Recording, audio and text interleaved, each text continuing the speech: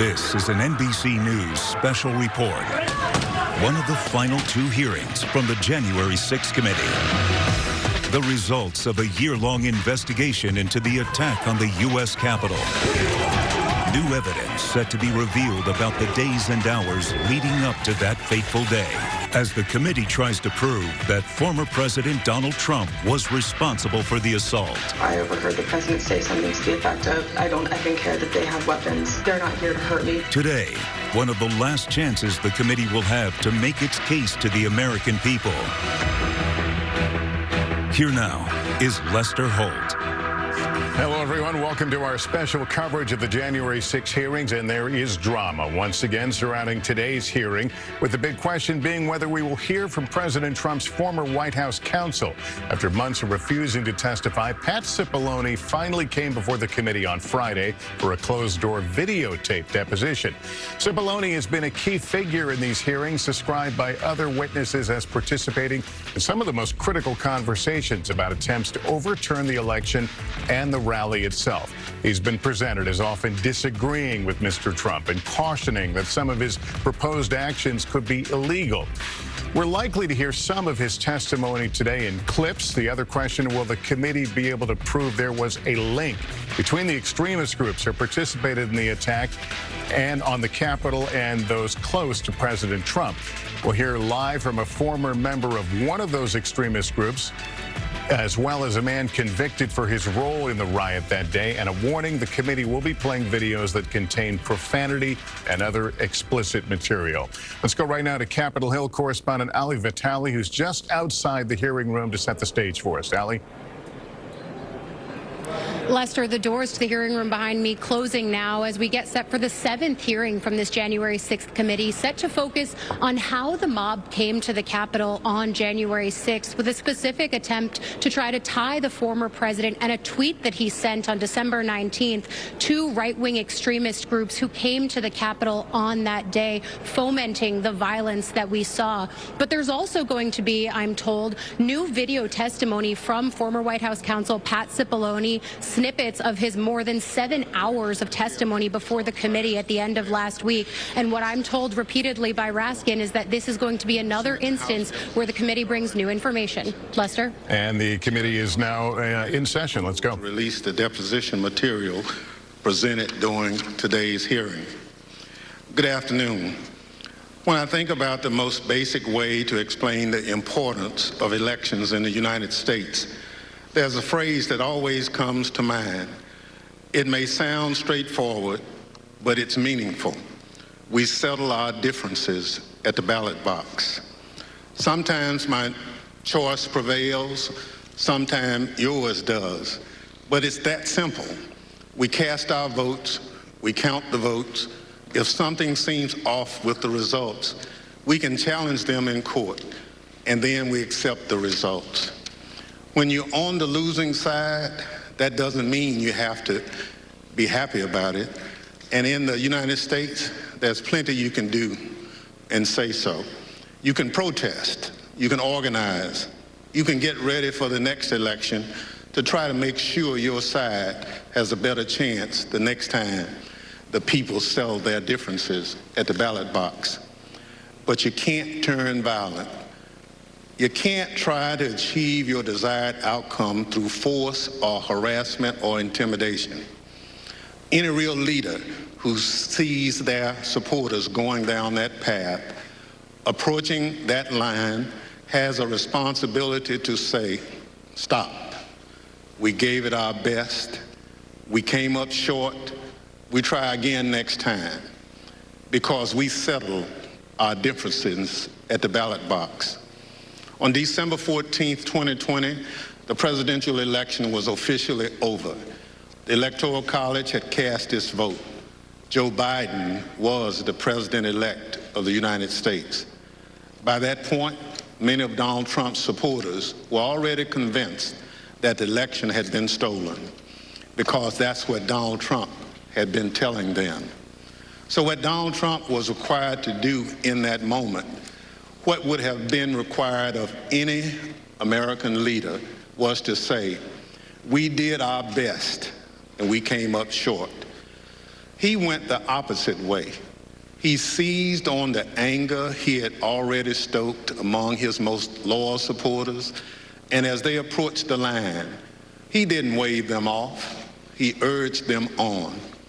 Today, the committee will explain how, as a part of his last-ditch effort to overturn the election and block the transfer of power, Donald Trump summoned a mob to Washington, D.C., and ultimately spurred that mob to wage a violent attack on our democracy.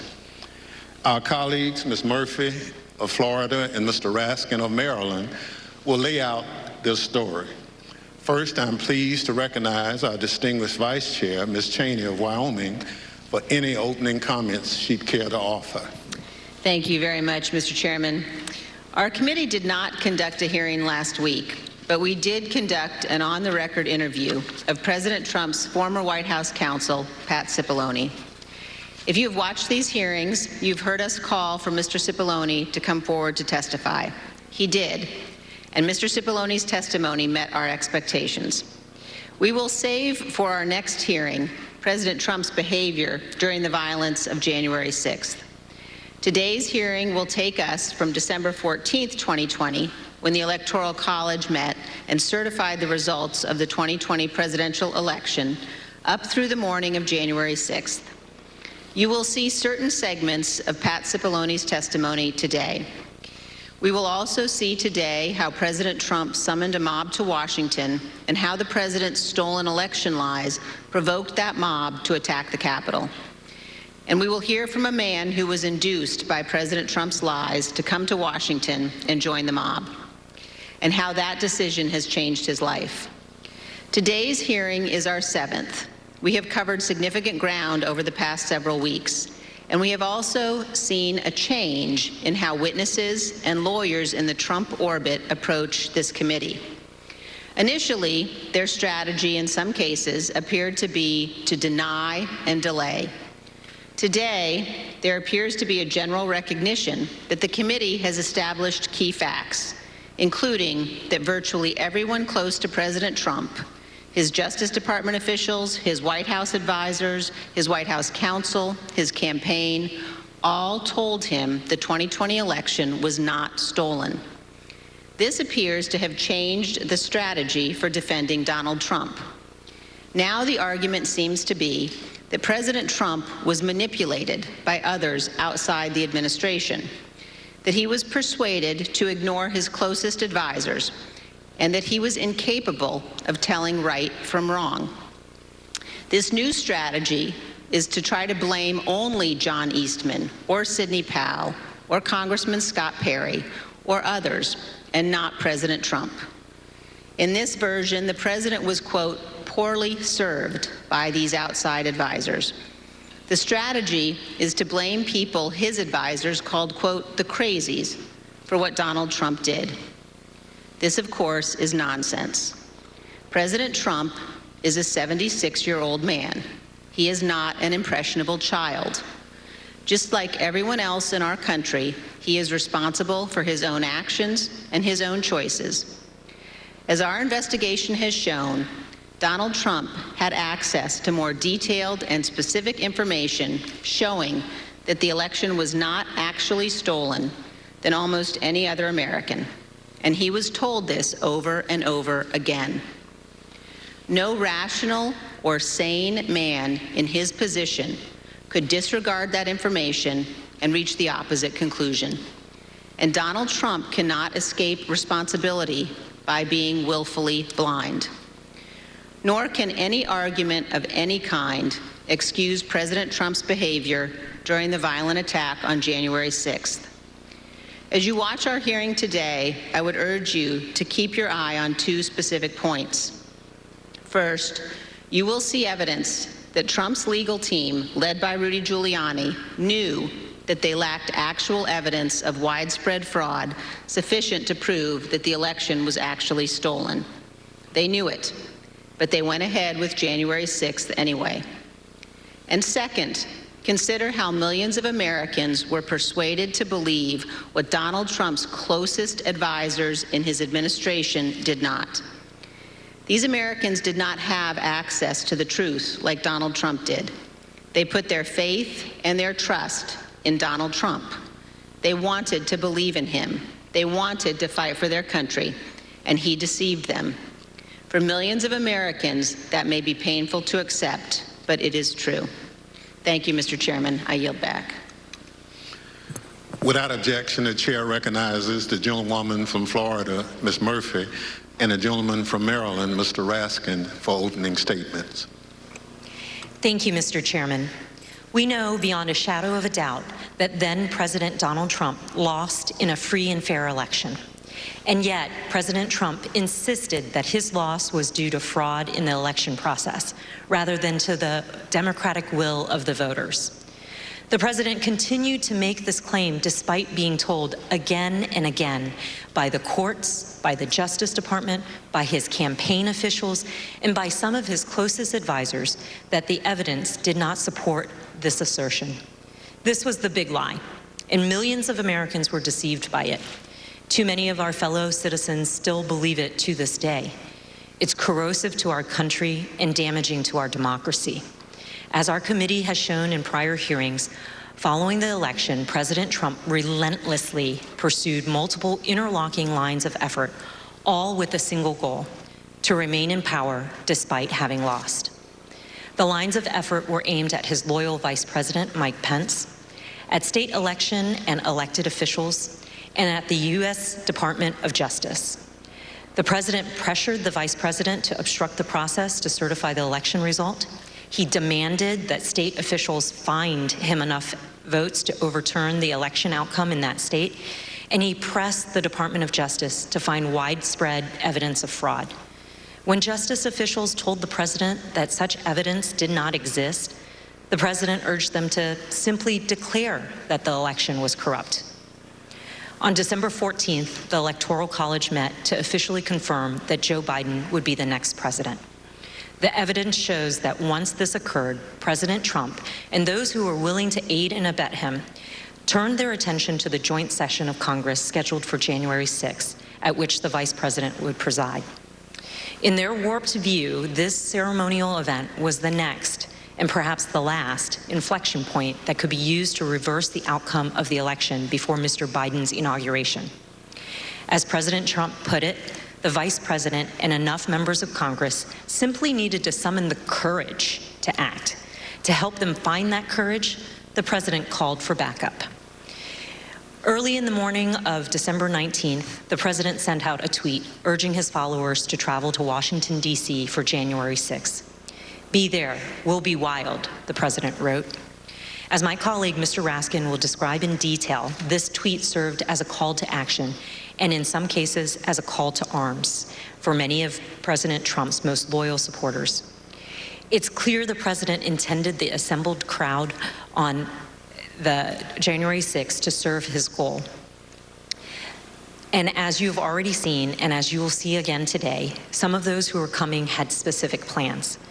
The president's goal was to stay in power for a second term despite losing the election. The assembled crowd was one of the tools to achieve that goal. And in today's hearing, we will focus on events that took place in the final weeks leading up to January 6th, starting in mid-December. And we'll add color and context to evidence you've already heard about, and we'll also provide additional new evidence.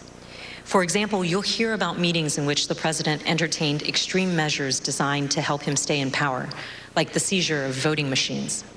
We will show some of the coordination that occurred between the White House and members of Congress as it relates to January 6th. And some of these members of Congress would later seek pardons.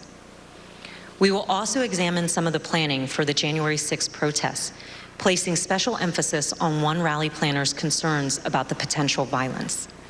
And we will describe some of the president's key actions on the evening of January 5th and the morning of January 6th, including how the president edited and ad-libbed his speech that morning at the ellipse, directed the crowd to march to the Capitol, and spoke off script in a way that further inflamed an already angry crowd. I yield to the gentleman from Maryland, Mr. Raskin. Thank you, Ms. Murphy. Mr. Chairman, Madam Vice Chair. 4 days after the electors met across the country and made Joe Biden the president-elect, Donald Trump was still trying to find a way to hang on to the presidency. On Friday, December 18th, his team of outside advisors paid him a surprise visit in the White House that would quickly become the stuff of legend. The meeting has been called unhinged, not normal, and the craziest meeting of the Trump presidency. The outside lawyers who'd been involved in dozens of failed lawsuits had lots of theories supporting the big lie, but no evidence to support it. As we will see, however, they brought to the White House a draft executive order that they had prepared for President Trump to further his ends. Specifically, they proposed the immediate mass seizure of state election machines by the U.S. military. The meeting ended after midnight with apparent rejection of that idea. In the wee hours of December 19th, dissatisfied with his options, Donald Trump decided to call for a large and wild crowd on Wednesday, January 6th, the day when Congress would meet to certify the electoral votes. Never before in American history had a president called for a crowd to come contest the counting of electoral votes by Congress, or engaged in any effort designed to influence, delay, or obstruct the joint session of Congress in doing its work required by our Constitution and the Electoral Count Act. As we'll see, Donald Trump's 1:42 a.m. tweet electrified and galvanized his supporters, especially the dangerous extremists and the Oath Keepers, the Proud Boys, and other racist and white nationalist groups spoiling for a fight against the government. 3 rings of interwoven attack were now operating towards January 6th. On the inside ring, Trump continued trying to work to overturn the election by getting Mike Pence to abandon his oath of office as vice president and assert the unilateral power to reject electoral votes. This would have been a fundamental and unprecedented breach of the Constitution that would promise Trump multiple ways of staying in office. Meanwhile, in the middle ring, members of domestic violent extremist groups created an alliance, both online and in person, to coordinate a massive effort to storm, invade, and occupy the Capitol. By placing a target on the joint session of Congress, Trump had mobilized these groups around a common goal, emboldening them, strengthening their working relationships, and helping build their numbers. Finally, in the outer ring, on January 6th, there assembled a large and angry crowd, the political force that Trump considered both the touchstone and the measure of his political power. Here were thousands of enraged Trump followers, thoroughly convinced by the big lie, who traveled from across the country to join Trump's wild rally to stop the steal. With the proper incitement by political leaders and the proper instigation from the extremists, many members of this crowd could be led to storm the Capitol, confront the vice president in Congress, and try to overturn the 2020 election result. All of these efforts would converge and explode on January the 6th. Mr. Chairman, as you know better than any other member of this committee from the wrenching struggle for voting rights in your beloved Mississippi, the problem of politicians whipping up mob violence to destroy fair elections is the oldest domestic enemy of constitutional democracy in America. Abraham Lincoln knew it too. In 1837, a racist mob in Alton, Illinois, broke into the offices of an abolitionist newspaper and killed its editor, Elijah Lovejoy. Lincoln wrote a speech in which he said that no transatlantic military giant could ever crush us as a nation, even with all of the fortunes in the world. But if downfall ever comes to America, he said, we ourselves would be its author and finisher.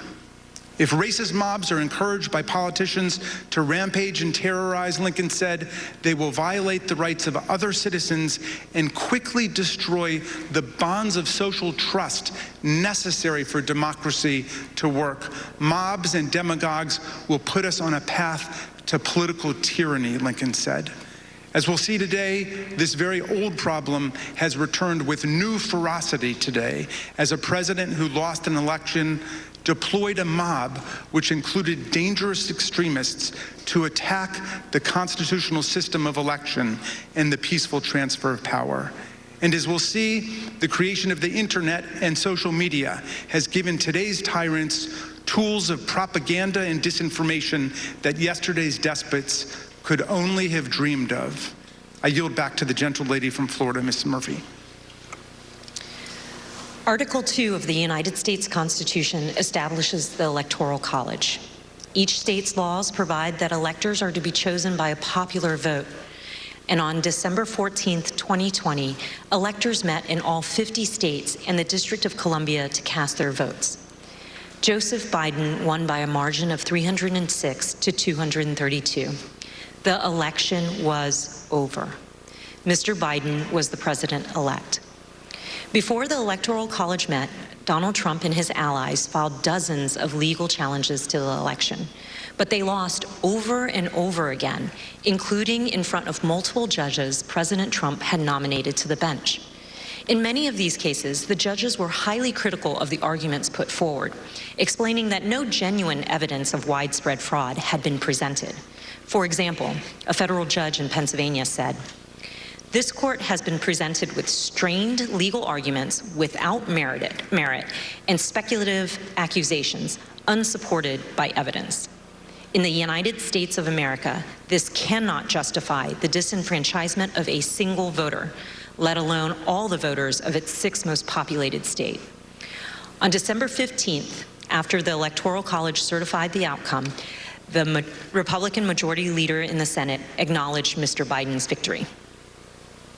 Yesterday, electors met in all 50 states. So as of this morning, our country has officially a president-elect and a vice president-elect. Many millions of us had hoped the presidential election would yield a different result. But our system of government has processes to determine who will be sworn in on January the 20th. The Electoral College has spoken. So today I want to congratulate President-elect Joe Biden. Even members of President Trump's cabinet and his White House staff understood the significance of his losses in the courts and the absence of evidence of fraud. They also respected the constitutional certification by the Electoral College. Many of them told President Trump that it was time to concede the election to Mr. Biden. For example, then Secretary of Labor Jean Scalia, an accomplished lawyer and the son of late Justice Scalia, called President Trump in mid-December and advised him to concede and accept the rulings of the courts. And so I had to put a call into the president. I might have called on the 13th. We spoke, I believe, on the 14th, in which I conveyed to him that I thought that it was time for him to acknowledge that President Biden had prevailed in the election. But I communicated to the president that when that legal process is exhausted and when the electors have voted, that's the point at which that outcome needs to be expected. I told him that I did believe, yes, that once those legal processes were run, if fraud had not been established that had affected the outcome of the election, then unfortunately I believe that what had to be done was concede the outcome. As you've seen in prior hearings, President Trump's Justice Department, his White House staff, and his campaign officials were repeatedly telling him that there was no evidence of fraud sufficient to change the outcome of the election. And last week, we conducted an 8-hour interview with President Trump's White House counsel, Pat Cipollone. You'll see a number of excerpts of that interview today and even more in our next hearing. Mr. Cipollone told us that he agreed with the testimony that there was no evidence of fraud sufficient to overturn the election. I want to start by asking if you agree, Mr. Cipollone, with the conclusions of Matt Morgan and Bill Barr, of all of the individuals who evaluated those claims, that there is no evidence of election fraud sufficient to undermine the outcome in a particular state. Yes, I agree with that. And Mr. Cipollone also specifically testified that he believed that Donald Trump should have conceded the election. Did you believe, Mr. Cipollone, that the president should concede once you made the determination based on the investigations that you credited DOJ did and the campaign did? Did you, in your mind, form a belief that the president should concede the election loss at a certain point after the election? Well, again, I was the White House counsel. Some of those decisions are political, so to the extent that, but if your question is that I believe he should concede the election, At a point in time, yes, I did. I believe Leader McConnell went onto the floor of the Senate, I believe in mid-December, and basically said, the process is done. That would be in line with my thinking on these things. As Attorney General Bill Barr testified, December 14th should have been the end of the matter. December 14th was the day that the states certified their votes and sent them to Congress. And in my view, that was the end of the matter. I didn't see, I thought that this would lead inexorably to a new administration. Mr. Cipollone also testified that the president's chief of staff, Mark Meadows, said he shared this view. As early as that November 23rd meeting, we understand that there was discussion about the president possibly conceding the election. And specifically, we understand that Mark Meadows assured both you and Attorney General Barr that the president would eventually agree to a graceful exit. Do you remember Mr. Meadows making any such representation? Are you saying as part of that meeting or separately? Again, without getting into that meeting, I would say that is a statement and a sentiment that I heard from Mark Meadows. I see. And again, do you know if it was on November 23rd or some point? Again, it was probably, around that time, and it was probably subsequent to that time. It wasn't a one-time statement. Mr. Meadows has refused to testify, and the committee is in litigation with him. But many other White House officials shared the view that once the litigation ended and the Electoral College met, the election was over. And here's President Trump's former press secretary.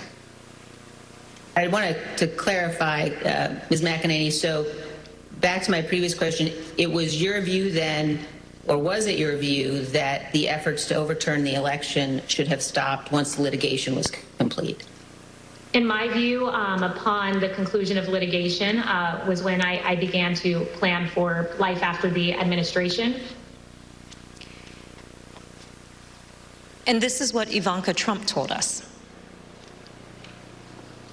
December 14th was the day on which the Electoral College met, when these electors around the country met and cast the electoral votes consistent with the popular vote in each state. And it was obviously a public proceeding or a series of proceedings that President Biden had obtained the requisite number of electors. Was that an important day for you? Did that affect sort of your planning or your realization as to whether or not there was going to be an end of this administration?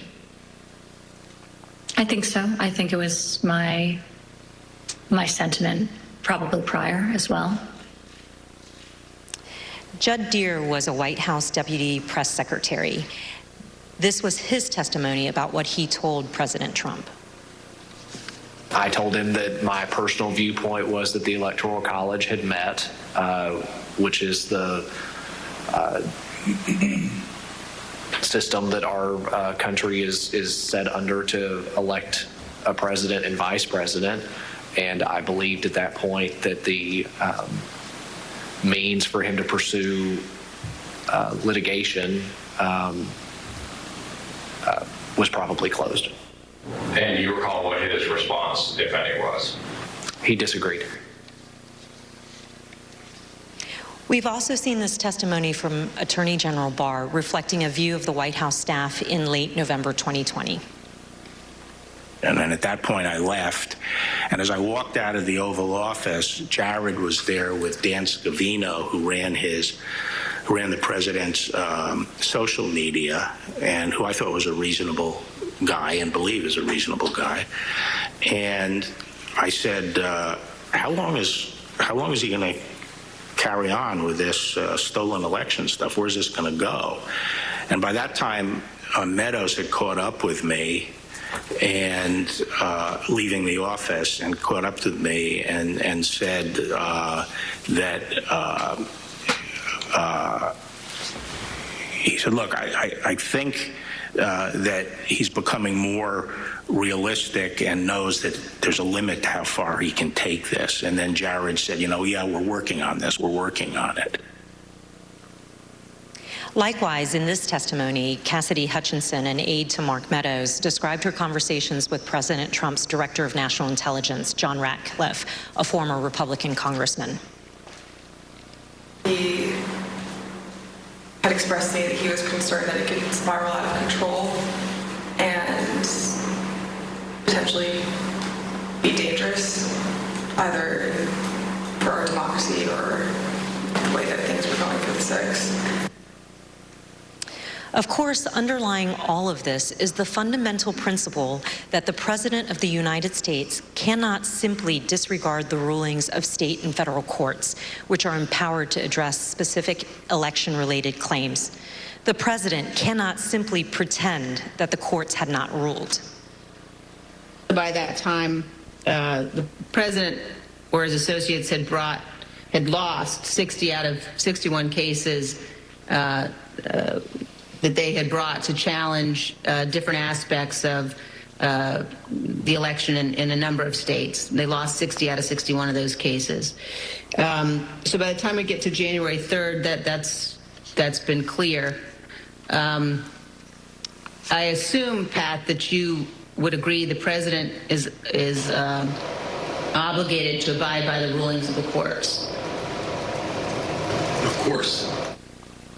And I assume you also everybody is obligated to abide by rules of the courts. And I assume you also would agree the President has a particular obligation to take care that the laws be faithfully executed. That is one of the President's obligations, correct. Yet President Trump disregarded these court rulings and the counsel from his closest advisors and continued his efforts to cling to power. In our prior hearings, you have heard considerable testimony about President Trump's attempts to corruptly pressure Vice President Pence to refuse to count electoral votes, to corrupt the Department of Justice, to pressure state officials and state legislatures, and to create and submit a series of fake electoral slates. Now, we will show you what other actions President Trump was taking between December 14th, 2020 and January 6th. I yield to the gentleman from Maryland, Mr. Raskin. Thank you, Ms. Murphy. Throughout our hearings, you've heard how President Trump made baseless claims that voting machines were being manipulated by foreign powers in the 2020 election. You've also heard Trump's Attorney General, Bill Barr, describe such claims as complete nonsense, which he told the President. Let's review that testimony. I saw absolutely zero basis for the allegations, but they were made in such a sensational way that they obviously were influencing a lot of people, members of the public, that there was this systemic corruption in the system and that their votes didn't count and that these machines controlled by somebody else were actually determining it, which was complete nonsense. And it was being laid out there. And I told them that it was crazy stuff and they were wasting their time on that. And it was doing a grave disservice to the country. We've learned that President Trump's White House counsel agreed with the Department of Justice about this. Attorney General Barr made a public announcement on December 1st, less than a month, that he had seen no suspended fraud, sufficiently fair to say that by December 1st, you could reach the same conclusion? It's fair to say that I agree with Attorney General Barr's conclusion on December 1st. Yes, I did, and I supported that conclusion. However, the strong rejection of the Attorney General and the White House counsel of these claims did not stop the President from trying to press them in public.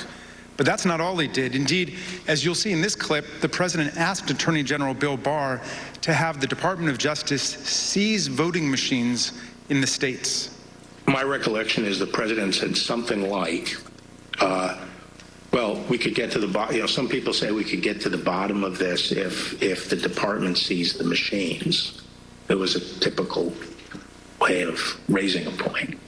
And I said, absolutely not. There's no probable cause, and I'm not going to seize any machines. And that was that. Yeah. But this wasn't the end of the matter. On the evening of December 18th, 2020, Sidney Powell, General Michael Flynn, and others entered the White House for an unplanned meeting with the President, the meeting that would last multiple hours and become hot-blooded and contentious. The executive order behind me on the screen was drafted on December the 16th, just 2 days after the Electoral College vote, by several of the president's outside advisors over a luncheon at the Trump International Hotel. As you can see here, this proposed order directs the Secretary of Defense to seize voting machines, quote, effective immediately, but it goes even further than that. Under the order, President Trump would appoint a special counsel with the power to seize machines and then charge people with crimes with all resources necessary to carry out her duties. The specific plan was to name Sidney Powell as special counsel, the Trump lawyer who had spent the post-election period making outlandish claims about Venezuelan and Chinese interference in the election, among others. Here's what White House counsel Pat Cipollone had to say about Sidney Powell's qualifications to take on such expansive authority. I don't think Sidney Powell would say that I thought it was a good idea to appoint her special counsel. I was vehemently opposed. I didn't think she should have been appointed to anything. Sidney Powell told the president that these steps were justified because of her evidence of foreign interference in the 2020 election. However, as we've seen, Trump's allies had no such evidence and, of course, no legal authority for the federal government to seize state voting machines. Here's Mr. Cipollone again denouncing Sidney Powell's terrible idea.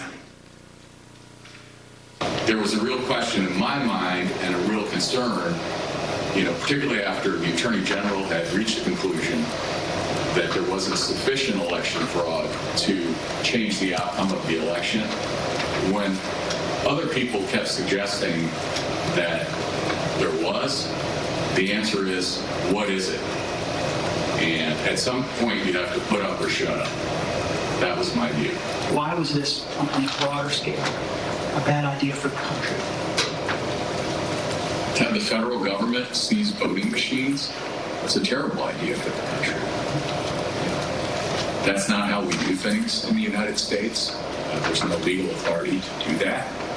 And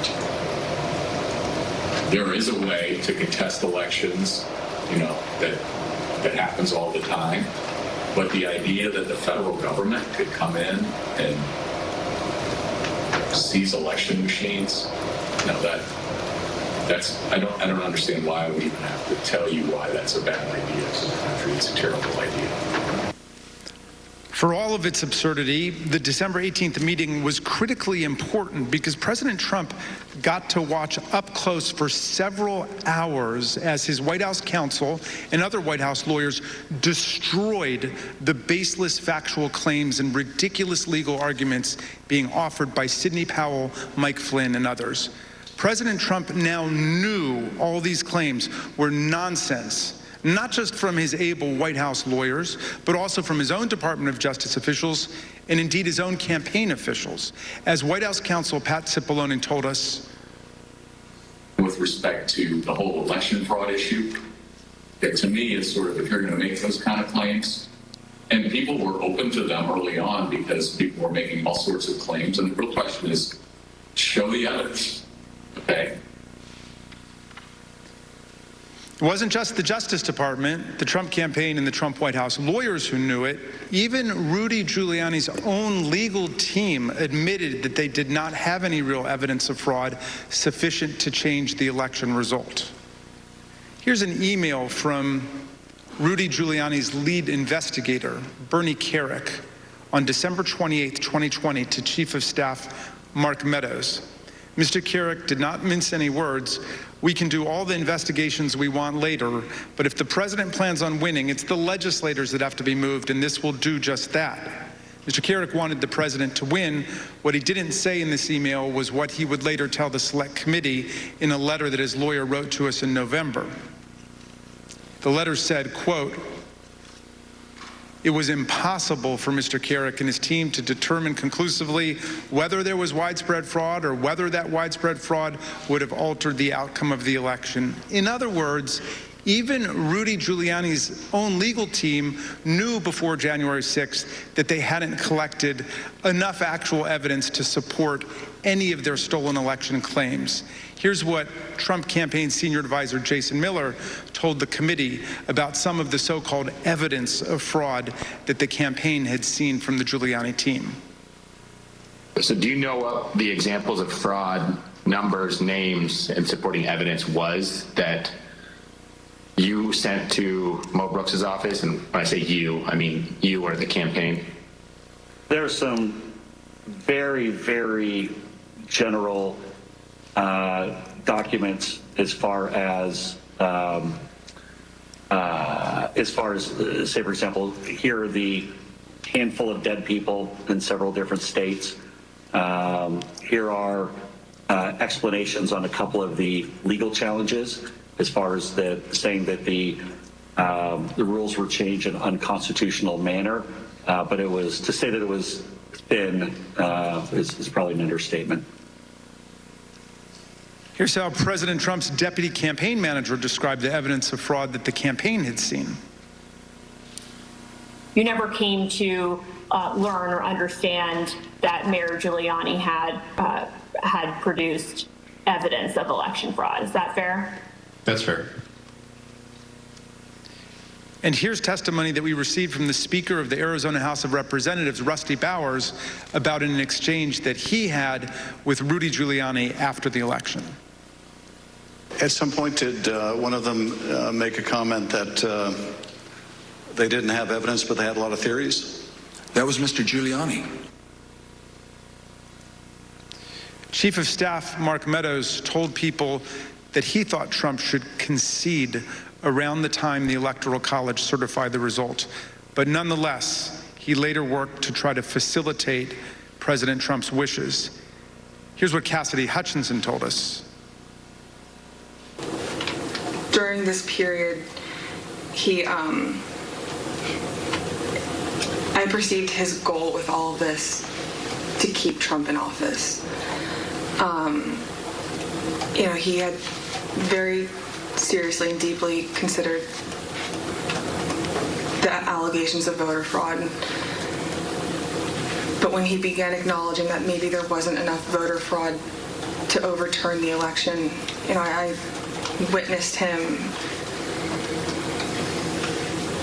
start to explore potential constitutional loopholes more extensively, which I then connected with John Eastman's theories. The startling conclusion is this: even an agreed upon complete lack of evidence could not stop President Trump, Mark Meadows, and their allies from trying to overturn the results of a free and fair election. So let's return to that meeting at the White House on the evening of December 18. That night, a group showed up at the White House, including Sidney Powell, retired Lieutenant General Michael Flynn, and former Overstock.com CEO Patrick Byrne. After gaining access to the building from a junior White House staffer, the group made their way to the Oval Office. They were able to speak with the president by himself for some time until White House officials learned of the meeting. What ensued was a heated and profane clash between this group and President Trump's White House advisors, who traded personal insults, accusations of disloyalty to the president, and even challenges to physically fight. The meeting would last over 6 hours, beginning here in the Oval Office, moving around the West Wing, and many hours later, ending up in the president's private residence. The Select Committee has spoken with 6 of the participants, as well as staffers who could hear the screaming from outside the Oval Office. What took place next is best told in their own words, as you will see from this video. Did you believe that it was going to work, that you were going to be able to get to see the president without an appointment? I had no idea. In fact, you did get to see the president without an appointment. We did. How much time did you have alone with the president? And I say alone, you had other people with you, but right from his aides before the crowd came running? Probably no more than 10 or 15 minutes. Was in that... I bet Pat Cipollone set a new land speed record. I got a call either from Molly or Cushman him that I need to get to the Oval Office. So that was the first point that I had recognized. Okay, there was nobody in there from the White House. Mark's gone. What's going on right now? I opened the door and I walked in. I saw General Flynn. I saw Sidney Powell sitting there. I was not happy to see the people in the Oval Office. Explain why. Well, again, I don't think they were providing. Well, first of all, the overstock person, I've never knew who this guy was. Actually, the first thing I did, I walked in, I looked at him, and I said, "Who are you?" And he told me. I don't think any of these people were providing the president with good advice, and so I didn't understand how they had gotten in. In the short period of time that you had with the president, did he seem receptive to the presentation that you were making? He was very interested in hearing particularly about the CISA finding and the terms of 13848 that apparently nobody else had bothered to inform him of. I was asking, like, you claiming the Democrats were working with Hugo Chavez, Venezuelans, and whomever else. And at one point, General Flynn took out a diagram that supposedly showed IP addresses all over the world, and who was communicating with whom via the machines, and some comment about like Nest thermostats being hooked up to the internet. So it's been reported that during this meeting, Ms. Powell talked about Dominion voting machines and made various election fraud claims that involve foreign countries such as Venezuela, Iran, and China. Is that accurate? That's true. Was the meeting tense? Oh, yeah. It was not a casual meeting. Explain. I mean, at times there were people shouting at each other, hurling insults at each other. It wasn't just sort of people sitting around on a couch, like, chit-chatting. Do you recall whether he raised to Ms. Powell the fact that she and the campaign had lost all of the 60 cases that they had brought in litigation? Yes, he raised that. And what was the response? I don't remember what she said. I don't think it was a good response. Cipollone and Hirschman and whoever the other guy was showed nothing but contempt and disdain of the president. Yeah, I remember the three of them were really sort of forcefully attacking me verbally. Derek, and we were pushing back, and we were asking one simple question as a general matter. Where is the evidence? So, what response did you get when you asked Ms. Powell and her colleagues, where's the a variety of responses based on my current recollection, including, can't believe you would say something like, things like this, like, what do you mean, where's the evidence? You should know, and things like that, or, a disregard, I would say, a general disregard for the importance of actually backing up what you say with facts. And, then there was discussion of, well, we don't have it now, but we will have it, or whatever. I mean, if it had been me sitting in his chair, I would have fired all of them that night and had them escorted out of the building. It's Derek and I both challenged what she was saying. And she says, well, the judges are corrupt. And I was like, everyone? Every single case that you've done in the country you guys lost, every one of them is corrupt, even the ones we appointed? And I'm being nice. I was much more harsh to her. So one of the other things that's been reported that was said during this meeting was that President Trump told White House lawyers, Mr. Hirschman and Mr. Cipollone, that they weren't offering him any solutions, but Ms. Powell and others were. So why not try what Ms. Powell and others were proposing? Do you remember anything along those lines being said by President Trump? I do. That sounds right. I think that it got to the point where the screaming was completely out there. I mean, again, people walk in, it was late at night, it had been a long day, and what they were proposing, I thought was nuts. I'm gonna categorically describe it as, you guys are not tough enough. maybe I put it another way, you're a bunch of pussies. Excuse the expression, but I'm almost certain the word was used. Flynn screamed at me that I was a quitter and everything, kept on standing up and turning around and screaming at me. And at a certain point, I had it with him. So I yelled back. Either come over or sit your effing ass back down. The president and the White House team went upstairs to the residence, but to the public part of the residence, you know, the big parlor where you can have meetings in the conference room. Oval? They call it the yellow oval? Yes, exactly, the yellow Oval Office. I always called it the upper. And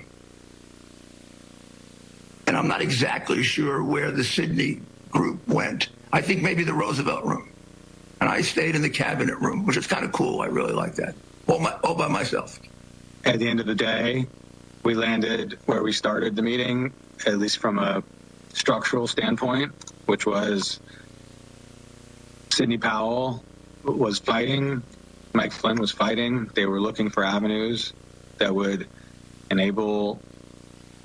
result in President Trump remaining President Trump for a second term.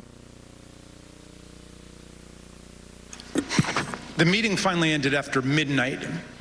Here are text messages sent by Cassidy Hutchinson during and after the meeting. As you can see, Ms. Hutchinson reported that the meeting in the West Wing was unhinged. The meeting finally broke up after midnight. During the early morning of December 19, Cassidy Hutchinson captured the moment of Mark Meadows escorting Rudy Giuliani off the White House grounds to, quote, make sure he didn't wander back into the mansion. Certain accounts of this meeting indicate that President Trump actually granted Ms. Powell's security clearance and appointed her to a somewhat ill-defined position of special counsel. He asked Pat Cipollone if he had the authority to name me special counsel, and he said yes. And then he asked him if he had the authority to give me whatever security clearance I needed, and Pat Cipollone said yes. And then the president said, okay, you know, I'm naming her that, and I'm giving her security clearance. And then shortly before we left, and it totally blew up, was when Cipollone and/or Hirschman and whoever the other young man was said, you can name her whatever you want to name her, and no one's going to pay any attention to it. How did he respond? How did the president respond to that? Something like, you see what I deal with this all the time. Over the ensuing days, no further steps were taken to appoint Sidney Powell, but there is some ambiguity about what the president actually said and did during the meeting. Here's how Pat Cipollone described it. I don't know what her understanding of whether she had been appointed, what she had been appointed to. Okay. In my view, she hadn't been appointed to anything and ultimately wasn't appointed to anything because there had to be other steps taken. So that was my view when I left the meeting, but she may have a different view and others may have a different view, and the president may have a different view. Were any steps taken, including the president himself, telling her she'd been appointed? Again, I'm not going to get into what the president said in the meeting. You know, my recollection is you're not appointed. You're not appointed until steps are taken to get the paperwork done. And when I left the meeting, okay, I guess what I'm trying to say is I'm not going to get into what the president said or said he wanted. Mr. Cipollone, when the matter continued to flare up over the next several days, was it your understanding that Sidney Powell was still seeking an appointment, or that she was asserting that she had been appointed by the president at the December 18 meeting?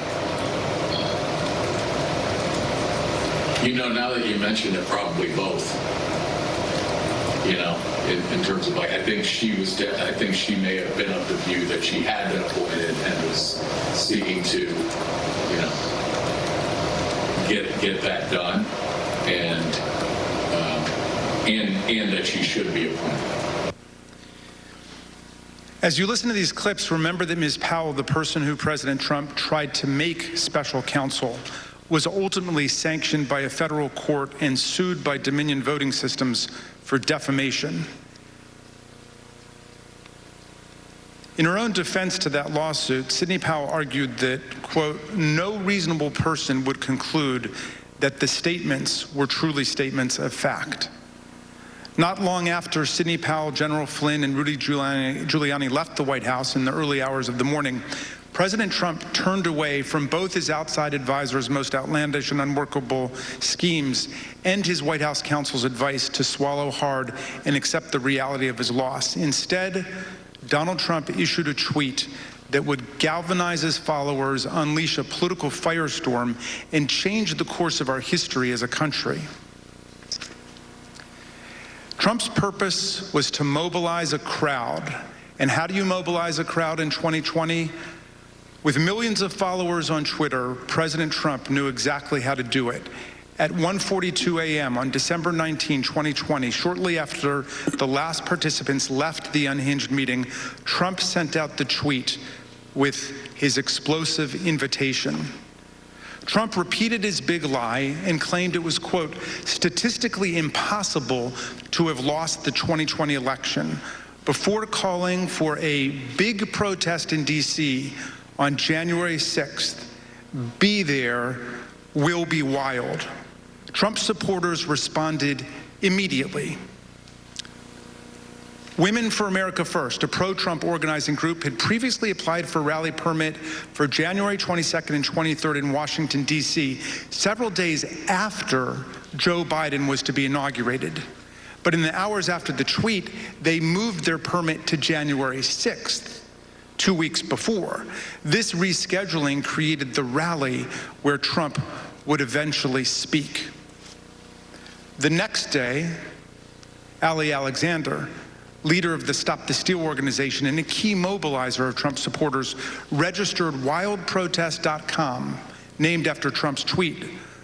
Wildprotest.com provided comprehensive information about numerous newly organized protest events in Washington.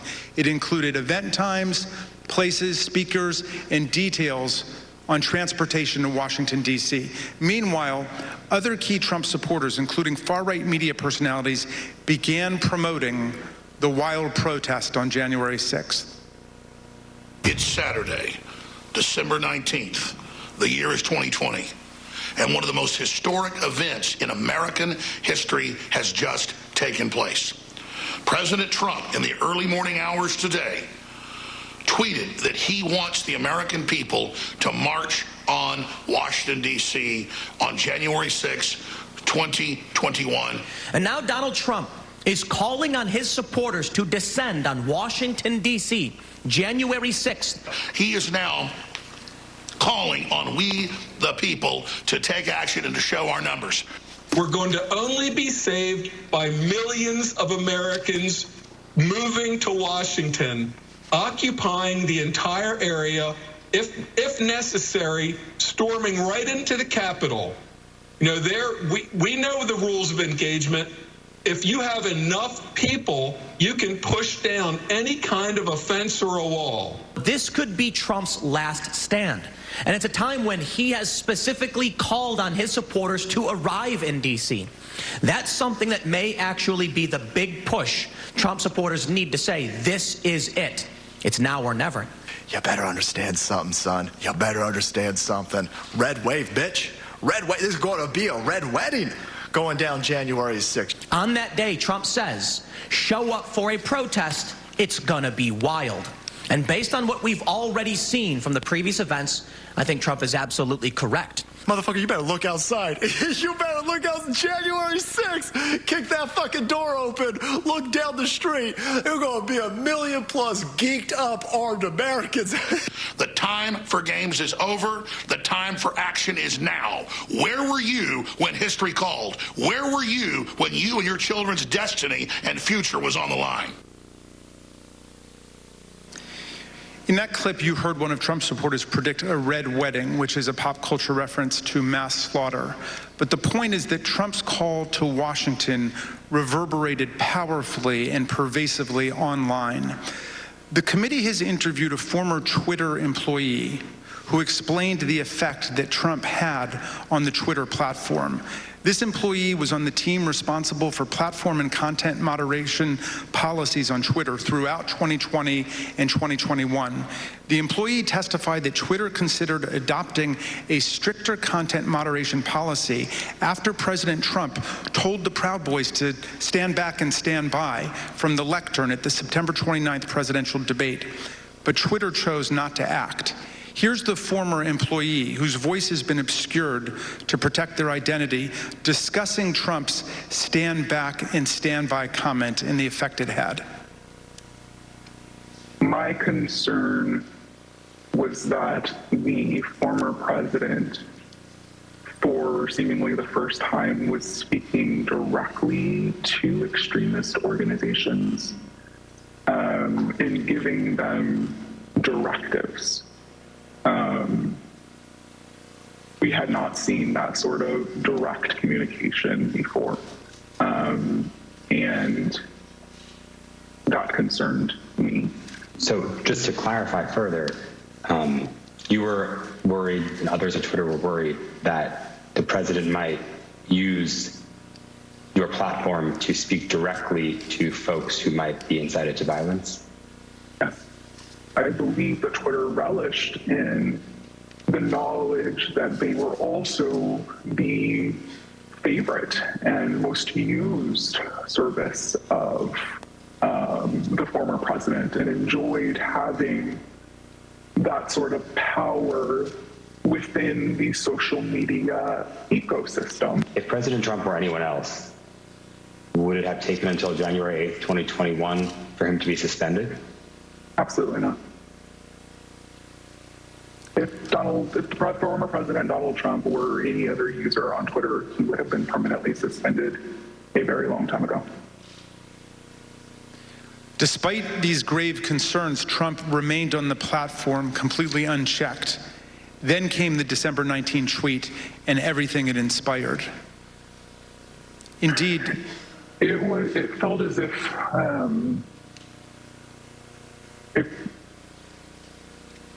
a mob was being organized, and they were gathering together their weaponry and their logic and their reasonings behind why they were prepared to fight prior to December 19th. Again, it was vague. It was non-specific, but very clear that individuals were ready, willing, and able to take up arms. After this tweet on December 19th, again, it became clear not only were these individuals ready and willing, but the leader of their cause was asking them to join him in this cause and in fighting for this cause in DC on January 6th as well. I will also say what shocked me was the responses to these tweets, right? So these were a lot of the locked and loaded, stand back, stand by, those tweets were in response to Donald Trump saying things like this, right? So there would be a response that said, big protests in DC on January 6th, be there, be wild, and someone would respond and say, I'm locked and loaded and ready for Civil War Part 2, right? I very much believe that Donald Trump posting this tweet on December 19th was essentially staking a flag in DC on January 6th for his supporters to come and rally. And you were concerned about the potential for this gathering becoming violent? Absolutely. Indeed, many of Trump's followers took to social media to declare that they were ready to answer Trump's call. One user asked, is the 6th D-Day? Is that why Trump wants everyone there? Another asserted, Trump just told us all to come armed. Fucking A, this is happening. A third took it even further. It will be wild means we need volunteers for the firing squad. Jim Watkins, the owner of 8kun, the fringe online forum that was birthplace of the QAnon extremist movement, confirmed the importance of Trump's tweet. Why did you first decide to go to D.C. for January 6th? When the President of the United States announced that he was going to have a rally, then I bought a ticket and went. Watkins was at the Capitol on January 6th. Some who have since been indicted for their involvement in the attack on the Capitol also responded. One of them posted on the 19th, quote, "Calling all patriots, be in Washington, D.C., January the 6th. This wasn't organized by any group. DJT has invited us, and it's going to be wild." Some of the online rhetoric turned openly homicidal and white nationalist, such as, "Why don't we just kill them, every last Democrat, down to the last man, woman, and child? And it's time for the day of the rope. White revolution is the only solution." Others realized that police would be standing in the way of their effort to overturn the election. So one wrote, "I'm ready to die for my beliefs. Are you ready to die, police?" Another wrote on the Donald.win, "Cops don't have standing if they're laying on the ground in a pool of their own blood." The Donald.win was an openly racist and anti-Semitic forum. The Select Committee deposed that site's founder, Jody Williams. He confirmed how the president's tweet created a laser-like focus on the date of January the 6th. I mean, people have been talking about going to D.C. as soon as the election was over. And do you recall whether or not the conversation around those dates centered on the 6th after the president's tweet? Oh, sure. Yeah. I mean, after it was announced that, you know, he was going to be there on the 6th to talk, yes. Then anything else was kind of shut out, and it was just going to be on the 6th. Okay. And that was pretty clearly reflected in the content on the site? Yeah, sure. On that site, many shared plans and violent threats. "Bring handcuffs and wait near the tunnels," wrote one user. A commenter replied, suggesting zip ties instead. One post encouraged others to come with body armor, knuckles, shields, bats, pepper spray, whatever it takes. All of those were used on the 6th. The post concluded, "Join your local Proud Boys chapter as well." The Donald.win featured discussions of the tunnels beneath the Capitol complex, suggestions for targeting members of Congress, an encouragement to attend this once-in-a-lifetime event. While Trump supporters grew more aggressive online, he continued to rile up his base on Twitter. He said there was overwhelming evidence that the election was the biggest scam in our nation's history. As you can see, the president continued to boost the event, tweeting about it more than a dozen times in the lead up to January the 6th. Mr. Chairman, I reserve. The chair requests that those in the hearing room remain seated until the Capitol Police have escorted members from the room. Pursuant to the order of the committee of today, the chair declares the committee in recess for a period of approximately 10 minutes. Well, we're going to need every moment of that 10 minutes to go through some of what we've heard in this first part of this hearing. The committee taking a short break now in the first half of the day. We got the most comprehensive telling yet of a wild meeting that President Trump held with a group of outside advisors on December 18th. Those advisors were pushing false election theories to the president, and the White House officials had to rush to the Oval Office to try to intervene, realizing there was no White House official in the room with the president. Insiders telling how that meeting deteriorated into shouting and insults. One described it as nuts. Another called it unhinged. They also detailed how President Trump's social media call for a, quote, wild rally on January 6th was picked up by various far-right groups, many replying online promising violence. We also heard from former White House counsel Pat Cipollone. He finally testified last week, and the committee played segments of that video of the testimony where he agreed that there was no election fraud. He also said that he believed President Trump should have conceded the election. Joining me now is senior Washington correspondent Hallie Jackson and chief White House correspondent Kristen Welker. Hallie, let me begin with you. What stood out in the first half? Well, a lot of things. Let me draw our attention. I think three key pieces of information here. First, we, for the first time, saw Pat Cipollone, right? The Trump White House counsel who was interviewed in that on-camera setting behind closed doors last week, coming out and making a lot of revelations. First, that he acknowledged he thought Donald Trump should have conceded in mid-December, when the vast majority of other aides testified, as we heard today, that they also thought that is when former President Trump should have conceded, including his former press secretary Kayleigh McEnany, including in Cipollone's telling Mark Meadows, including Judd Deere, a series of advisors who thought that was the end point because the December 14th, the date that the Electoral College did its thing, had come and gone at that point, and now the writing was effectively on the wall. And yet 4 days later, there was sort of bucket number two, and that is that absolutely bonkers meeting, as described here in this testimony, that happened in the Oval Office in the White House between sort of Donald Trump's allies who were at the time pushing these, frankly, outlandish conspiracy theories to try to keep him in office, and Pat Cipollone, his counsel, and others, a couple others in the room, Eric Hirschman, who you saw, who were literally yelling at each other based on what we heard here, using expletives, a meeting that essentially turned into a brawl and became unhinged to try to convince Donald Trump that this was not the path. Do not make Sidney Powell, for example, a special counsel. It is the most comprehensive telling that we got yet. But I think the key point that we will look at for the second part of this hearing is what the committee tried to do there at the end, right before we came back on the air, which is use, after that meeting, Donald Trump sent a tweet, said, "We'll be wild, be there January 6th. The committee is clearly trying to draw a link between that tweet and the violence that unfolded at the Capitol that day. They believe that that is critical to showing that Donald Trump knowingly incited an insurrection by sending that tweet. You saw a new key piece of evidence, too, at least one of the rally organizers changing a date, the Women for Trump, of the previously planned event to January 6th because of that tweet. So this is, I think, the start of the committee trying to not just lay out breadcrumbs, but connect the dots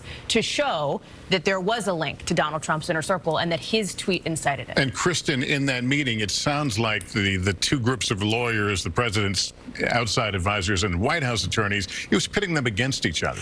Absolutely. And just to put this into context, to take a step back for a moment, it is a massive breach of White House protocol to have people in the Oval Office, and Hallie and I know this. It doesn't happen at the White House that night. It just doesn't happen without White House officials in the Oval Office as well. So that's one, and it tells you just how outside of the norm that meeting was in the first place.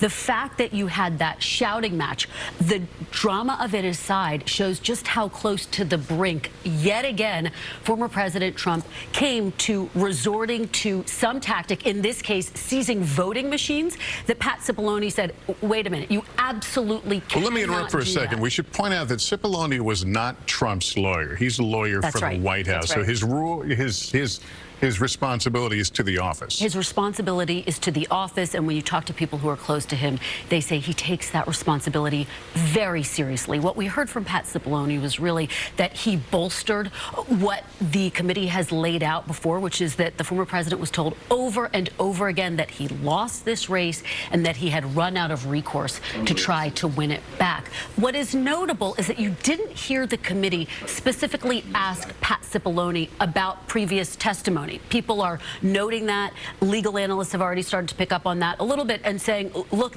as Hallie says, the committee started to draw that link with the protesters, and yet there's still a little bit of murkiness. So that's why the second part of this hearing is going to be so critical, because we're going to hear from Stephen Ayers, who was one of the rioters that day, who we expect is going to say that that tweet that the former president sent out on December 19th, he saw as a clarion call to come to the Capitol and try to take back the election. And I think that that could be hugely significant. But again, just to have some of the blanks of that meeting filled in, it just underscores how close to the brink, yet again, this country came to a real constitutional crisis. Watching that last portion where we're talking about these extremist groups, I'm wondering if we're going to hear any evidence of the president at least trying to cool the situation down. The White House, his supporters being aware of what's being said online and realizing that maybe it went over the line. Well, look at what Congressman Raskin showed in that last example before we came out to the broadcast here, which was then President Trump repeatedly talking about January 6th, even as these threats, including threats, you know, discussions about a red wedding, et cetera, were happening. And so I think that is significant in that piece. And as the attack was unfolding, again, the former president was huddled, not doing anything, despite the fact that his top advisors were trying to get him to come out and to send out a tweet to essentially call the mob back, to tell them to stop attacking the Capitol. And in a new documentary, an excerpt just released, we hear Mr. Trump say he called the rioters smart. And so I think what the committee is going to try to argue is that at no point did he try to pull them back. At no point did he get advised that these tweets were happening, and did he try to take action to stop them. And you're talking about the day itself. Even before that day, that was the question that the committee was trying to lay out, is that even before January 6th, this was continuing to be fomented. I remember sitting with you on the special report, Lester, and the biggest question as we covered the White House at the time was, where is then President Trump, and what's he up to? That's right. Let me go to our moderator of Meet the Press and political director for NBC News, Chuck Todd. Chuck, you've been listening in the conversation. What are your thoughts? Well, I'm struck by a couple things. Number one is just how thoroughly the committee has disqualified Donald Trump. If this were a case that were being made to the U.S. Senate, and you're making, remember, impeachment is a political case, and I think they've made an extraordinarily strong political case that the former president, perhaps, I mean, they're painting a picture of that he was a bit delusional, although I would sort of say this is the Donald Trump that I have researched my whole adult life. He has always searched for lawyers who will tell him what he wants to hear. It all began with Roy Cohn back in the day. Then it was, he found himself a Michael Cohen. Now it's Rudy Giuliani. Then it became Sidney Powell. He's always searched for a lawyer who will tell him what he wants to hear, and then that's what he attaches himself to. Everything that has been said, I keep coming back to the fact, why are we here? We're here because the Republican Party, mostly in the United States Senate, didn't have the guts to deal with the consequences of disqualifying Donald Trump from ever holding office ever again. It's an opportunity Mitch McConnell had. And I put this on him because had he voted to convict, there would have been enough votes. There would have been another 6 to 8 Republican senators would have followed. They have really made that case. You could argue at the time, you know, the Republicans were hiding behind this idea, oh, we don't impeach. And I keep coming back to this. How many of those Republican senators are watching this going, what have we done? We didn't confront this now, and now we are stuck forcing the legal system, forcing a whole bunch of other ways to do this that is maybe even more damaging to the country. And it all comes because the Republican Party doesn't have the guts to confront Trump and deal with the consequences of that short term. They're always worried about their short-term politics, not their long-term. This hearing is laying that out. Yeah, getting a look at one of the other witnesses who we're going to be hearing from. We expect to be hearing from here shortly. Let me go to Capitol Hill correspondent Ali Vitale, who was inside the hearing room. Give us a sense what the environment was like. Yeah, Lester, I can tell you, having just come out those doors, the mood in the room at points early on was moments of levity, moments of laughter. That shot of Sidney Powell taking a long swig of Dr. Pepper elicited laughter. But I have to tell you, by the time that we left the hearing room, there was a real somberness and a real darkness that had fallen over the people who were sitting in that hearing room.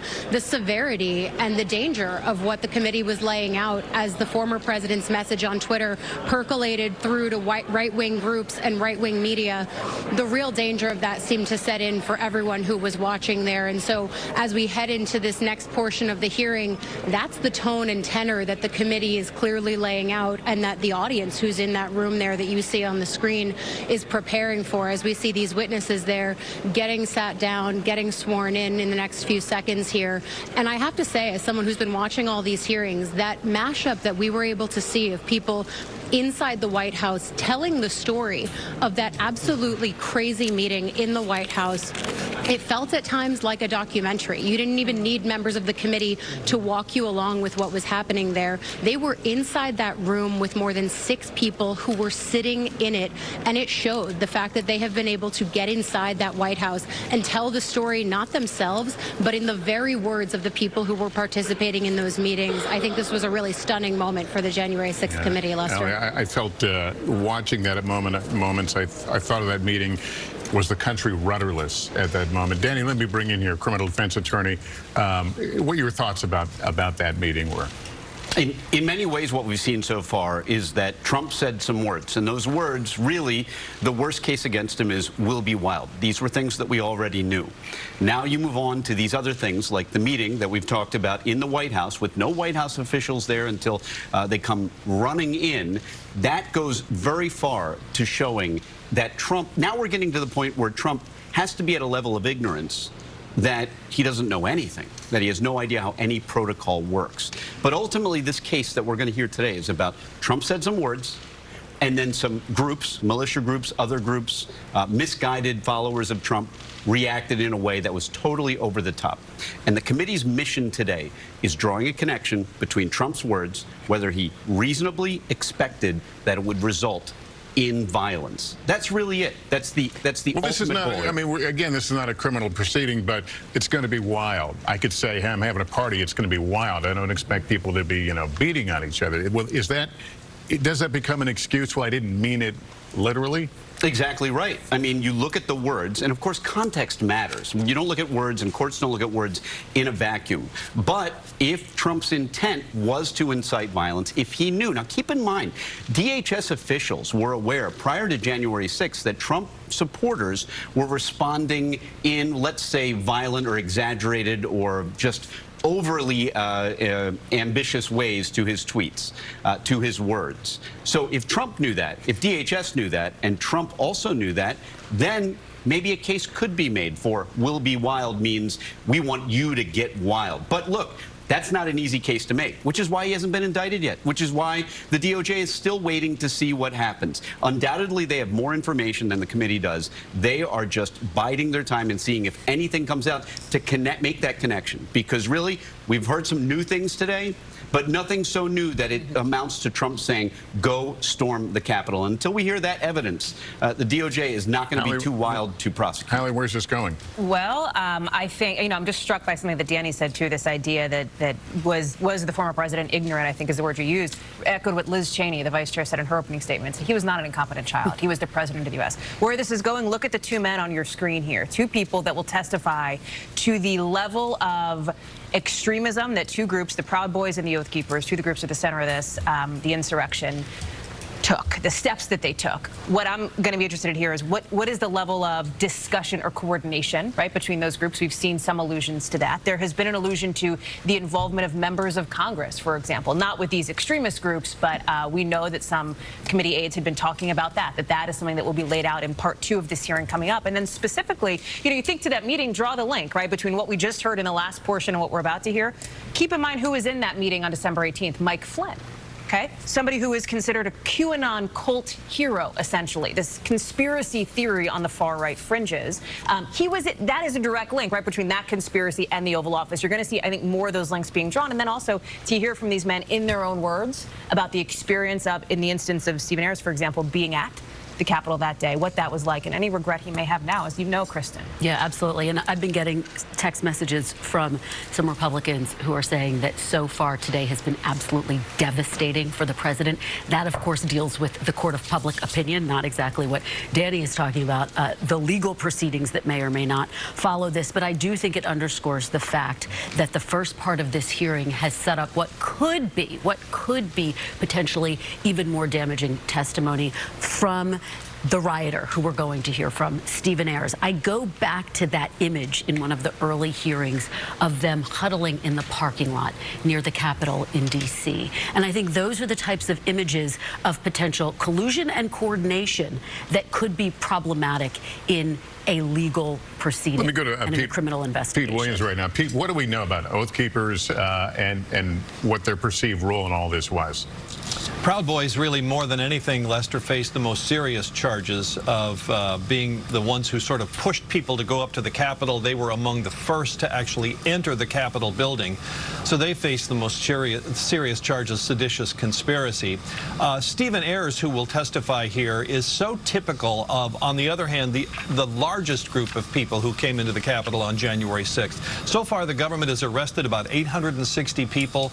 About 260 of them are charged with doing something violent, resisting arrest or assaulting police. The rest of them, about 600, in which Stephen Ayers is a member, were in the Capitol. He was there for about 10 minutes. They came up there, they saw people going in, they went in, they didn't do anything violent, and they left. And I think the reason you're going to hear from him is he says he was directly inspired by the president's tweet. He said on Facebook, January 6th, Washington, D.C., the president is calling on us to come back to Washington on January 6th for a big protest, and then he quotes the tweet.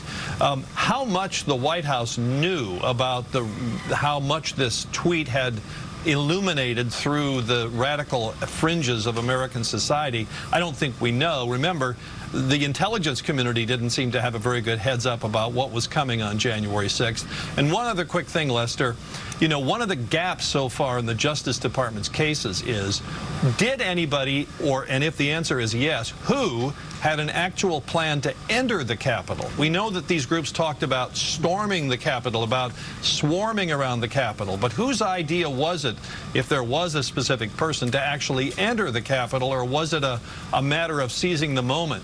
We still don't know the answer to that. Well, so some groups went directly to the Capitol as opposed to starting out at the rally? Yes, although most of the groups did start at the rally. The Proud Boys were sort of an exception to that. They had a meeting at 10 in the morning at the Washington Monument, and that's where supposedly the last-minute instructions were given.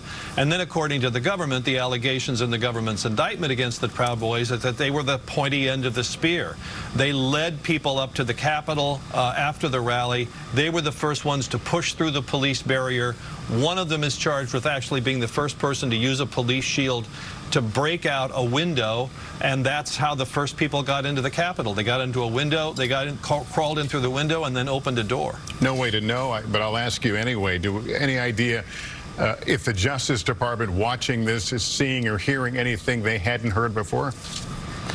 Well, I suspect there may be one or two things, but for the most part, the guidance we get is that the Justice Department is well aware of what the committee has found. I'm sure some of the quotes that they've heard and some of the, perhaps I don't know whether they knew all of the back and forth about that fateful meeting inside the White House. But for the most part, I think, yes, the Justice Department is well aware of this. Pete, thanks. A little delay. We're told they're having a little technical issue, but they've been, throughout these hearings, they've been extremely on time in terms of 10-minute break. Actually means 10 minutes, but they're having a little bit of technical issue, which gives us a little more time to talk about this. I think you wished it upon us. I guess I did. I said, we'll need 15 minutes.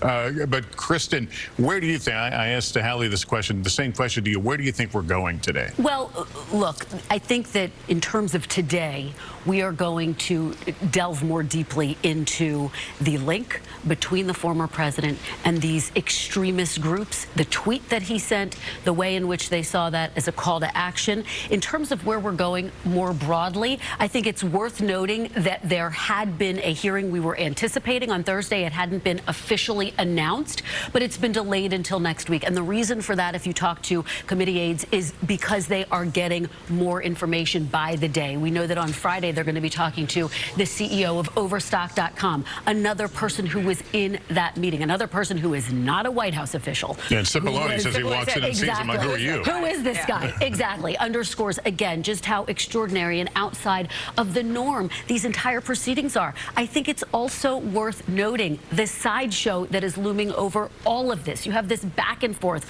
over whether former top Trump aide Steve Bannon is going to testify publicly before the committee. Now, we don't anticipate he's going to do that. He has a trial next week for contempt of Congress, and legal experts and committee aides think that he is offering to testify as a part of a stunt because he wants better treatment at his trial. But the bottom line here is this is now looming over this trial, and it's yet another data point, I think, that paints a picture into Trump world, because what did Steve Bannon do the day before January 6th?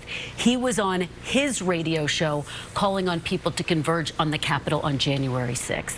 And so the committee is interested in that, and the committee has said, look, Mr. Bannon, turn over the documents that we have asked for. Come and talk to us privately, and then we can talk about potentially next steps. And so they believe that this is, in fact, a stunt. But again, this all paints a picture of just how extraordinary the moments were leading up to January 6th. Hey, Chuck, let me ask you about Pat Cipollone. He only testified on Friday on videotape, and he's had a virtual starring role in what we've seen today.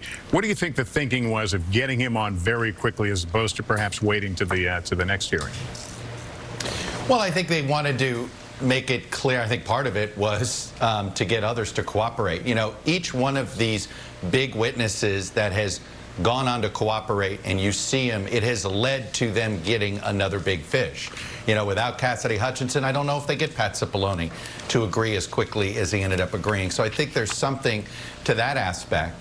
But I also think they wanted to turn it around to make sure they knew, you know, to erase any doubt that somehow Cipollone was not a cooperative witness. He clearly was, clearly is backing up what all the committee members told many of us. I spoke with Stephanie Murphy. I know others spoke with Jamie Raskin, who all said that, hey, he seemed to, you know, he didn't diverge from the narrative that they'd already been compiling from other witnesses. Some of the memories are different of specifics and things like that, but the overall advice and the overall mindset. So look, I do keep coming back, and I keep making a political argument, because look, I think the legal arguments here are so hard to make. They're so tough. I'm impressed with this committee. They're going to make this insurrection case, I think, look more possible than maybe we see at this moment. I think they've done a good job with that. But I keep coming back to, why are we here? We're here because the Senate Republicans chickened out and failed. And I keep coming back to this. This is a slam dunk impeachment case. This is not a close call when it comes to making the case that he's unfit for the office and unfit to ever hold office again. This should have been handled by the Republican Party, and they were afraid to. And unfortunately, that fear has put us in a more precarious position as a country now, nearly a year and a half later. And Hallie, notably, we didn't hear Cipollone ask directly about things that Cassidy Hutchinson said. But you got the impression that he doesn't challenge. That he wasn't taking issue with some of the things that she was saying. Specifically, and we talked about it, I think, in the pre-show, was this testimony from Cassidy Hutchinson, where she said Cipollone said something along the lines of, we're going to be hit with every crime in the book, right? We can't do this. This is criminal, and knew that and understood that. I imagine we're going to hear more from Cipollone through this taped testimony, not just in the next hour and a half or so, but also next week, if that's when the next hearing is, about that specific point. But to this point, no, he hasn't drawn some big distinction and made some big dispute with previous testimony. I will say, too, you know, I do think it's worth sort of stepping back for a moment and thinking about what, you know, Chuck likes to talk about, and I think rightfully so, why are we here, why are we in this moment, but also what this moment triggered, which was this riot at the Capitol and the violence there. And to hear some of what the committee has laid out. People saying after that tweet from Donald Trump, cops don't have standing if they're laying on the ground in a pool of their own blood, right? Which got a reaction in the room, including from some, remember, officers who were there and who are showing up for all these hearings. Bring handcuffs and wait near the tunnels. There's a system of underground tunnels connecting the Capitol to office buildings on the campus there. That is not something, you know, to hear a line like that, I think about what you and Pete were talking about, Pete Williams, about was anybody planning in advance to enter the Capitol, if you will, to go in there directly. Comments like that are, I think, that the committee is focusing on to remind people we are here because the Capitol was attacked. And we had seen imagery of the weapons that were talked about previously, the sprays, the spears, those sorts of things. So that's really difficult challenge. And there's a list of weapons that NBC News has been keeping track of that were planted or brought or in D.C. related to the riot that the DOJ has laid out. All right, this hearing is resuming. Let's go there. The chair recognizes the gentleman from Maryland, Mr. Raskin. Mr. Chairman, President Trump's tweet drew tens of thousands of Americans to Washington to form the angry crowd that would be transformed on January the 6th into a violent mob. Dr. Donnell Harvin, who was the Chief of Homeland Security and Intelligence for D.C., told the committee how his team saw Trump's December 19th tweet unite violent groups across the spectrum on the far right. We got derogatory information from OSINT suggesting that some very, very violent individuals were organizing to come to D.C. And not only were they organizing to come to D.C., but they were these groups, these non-aligned groups were aligning. And so all the red flags went up at that point. You know, when you have armed militia, you know, collaborating with white supremacy groups, collaborating with conspiracy theory groups online, all toward the common goal, you start seeing what we call in you know, terrorism, a blended ideology, and that's a very, very bad sign. Then when they were clearly across, not just across one platform, but across multiple platforms of these groups coordinating, not just like chatting, hey, how's it going, you know, what's the weather like where you're at, but like, what are you bringing, what are you wearing, you know, where do we meet up? Do you have plans for the Capitol? That's operational. That's like pre-operational intelligence, right? And that is something that's clearly alarming. The Proud Boys and the Oath Keepers are two key groups that responded immediately to President Trump's call. The Proud Boys are a far-right street-fighting group that glorifies violence and white supremacy. The Oath Keepers are extremists who promote a wide range of conspiracy theories and sought to act as a private paramilitary force for Donald Trump. The Department of Justice has charged leaders of both groups with seditious conspiracy to overthrow the government of the United States on January the 6th. Trump's December 19th tweet motivated these two extremist groups, which have historically not worked together to coordinate their activities. December 19th at 10:22 a.m., just hours after President Trump's tweet, Kelly Meggs, the head of the Florida Oath Keepers, declared an alliance among the Oath Keepers, the Proud Boys, and the Florida 3%ers, another militia group. He wrote, "We have decided to work together and shut this shit down." Phone records obtained by the Select Committee show that later that afternoon, Mr. Meggs called Proud Boys leader Enrique Tarrio, and they spoke for several minutes. The very next day, the Proud Boys got to work. The Proud Boys launched an encrypted chat called the Ministry of Self-Defense. The committee obtained hundreds of these messages, which show strategic and tactical planning about January the 6th, including maps of Washington, D.C. that pinpoint the location of police. In the weeks leading up to the attack, leaders in both the Proud Boys and the Oath Keepers worked with Trump allies. One such ally was Lieutenant General Michael Flynn, Trump's former national security advisor and one of the participants in the unhinged meeting at the White House on December 18th. He also had connections to the Oath Keepers. This photo from December 12th shows Flynn and Patrick Byrne, another Trump ally who was present at that December 18th meeting, guarded by indicted Oath Keeper Roberto Minuta. Another view of the scene shows Oath Keepers leader Stuart Rhodes in the picture as well. Another central figure with ties to this network of extremist groups was Roger Stone, a political consultant and longtime confidant of President Trump. He pardoned both Flynn and Stone in the weeks between the election on November 3rd and January 6th. In the same time frame, Stone communicated with both the Proud Boys and the Oath Keepers regularly. The committee obtained encrypted content from a group chat called Friends of Stone, FOS, which included Stone, Rhodes, Tarrio, and Ali Alexander. The chat focused on various pro-Trump events in November and December of 2020, as well as January 6th.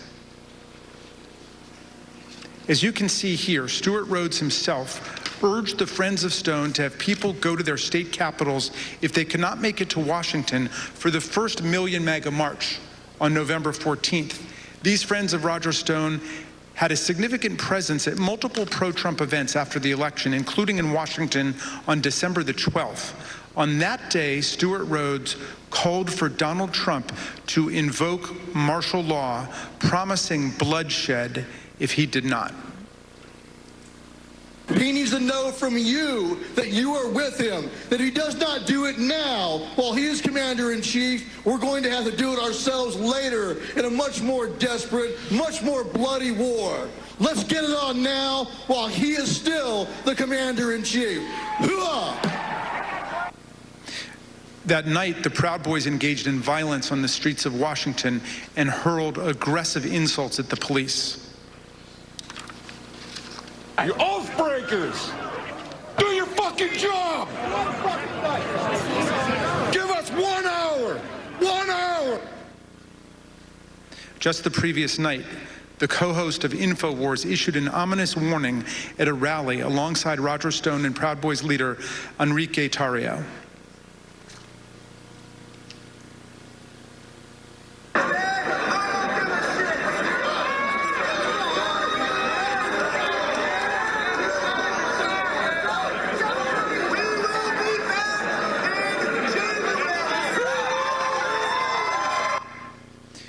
Encrypted chats obtained by the Select Committee showed that Kelly Meggs, the indicted leader of the Florida Oath Keepers, spoke directly with Roger Stone about security on January 5th and 6th. In fact, on January 6th, Stone was guarded by 2 Oath Keepers who have since been criminally indicted for seditious conspiracy. One of them later pleaded guilty and, according to the Department of Justice, admitted that the Oath Keepers were ready to use, quote, lethal force if necessary against anyone who tried to remove President Trump from the White House, including the National Guard. As we've seen, the Proud Boys were also part of the Friends of Stone network. Stone's ties to the Proud Boys go back many years. He's even taken their so-called fraternity creed required for the first level of initiation to the group.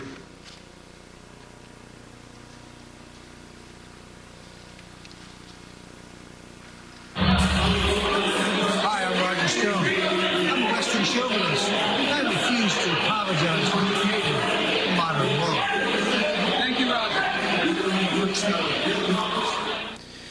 Kelly Sorrell, a lawyer who assists the Oath Keepers and a volunteer lawyer for the Trump campaign, explained to the committee how Roger Stone and other figures brought extremists of different stripes and views together.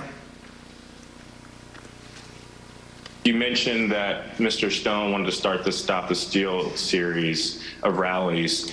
Who did you consider the leader of these rallies? It sounds like, from what you just said, it was Mr. Stone, Mr. Jones, and Mr. Ali Alexander. Is that correct?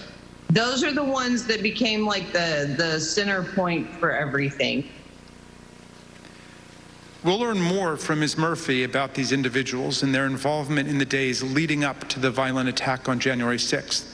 We'll also hear how they were allowed to speak at a rally for President Trump the night before January 6th, even though organizers had expressed serious concerns about their violent and extremist rhetoric directly to Mark Meadows.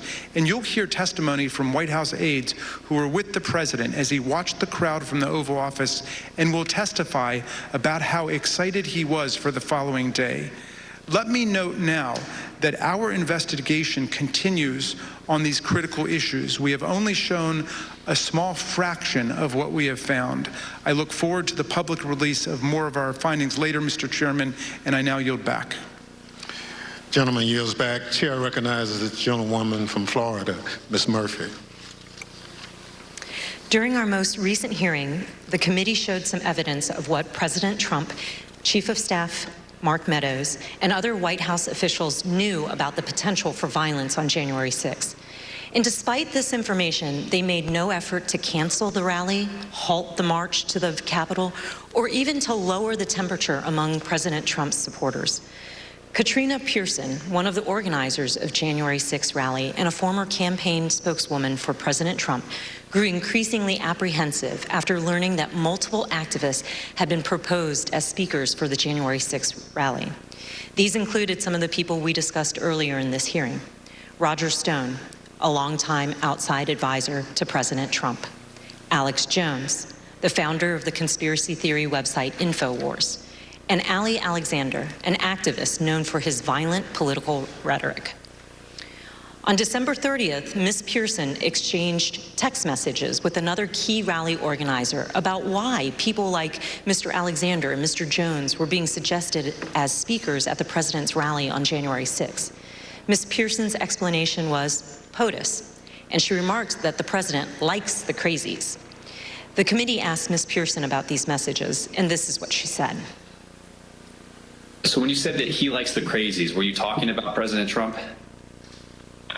Yes, I was talking about President Trump. He loved people who viciously defended him in public. But consistent in terms of the support for these people, at least with what the president likes, from what you could tell. Yes, the people that would be very, very vicious and publicly defending him. On January 2nd, Ms. Pearson's concerns about the potential rally speakers had grown serious enough that she reached out to Mr. Meadows directly. She wrote, "Good afternoon. Would you mind giving me a call regarding this January 6th event?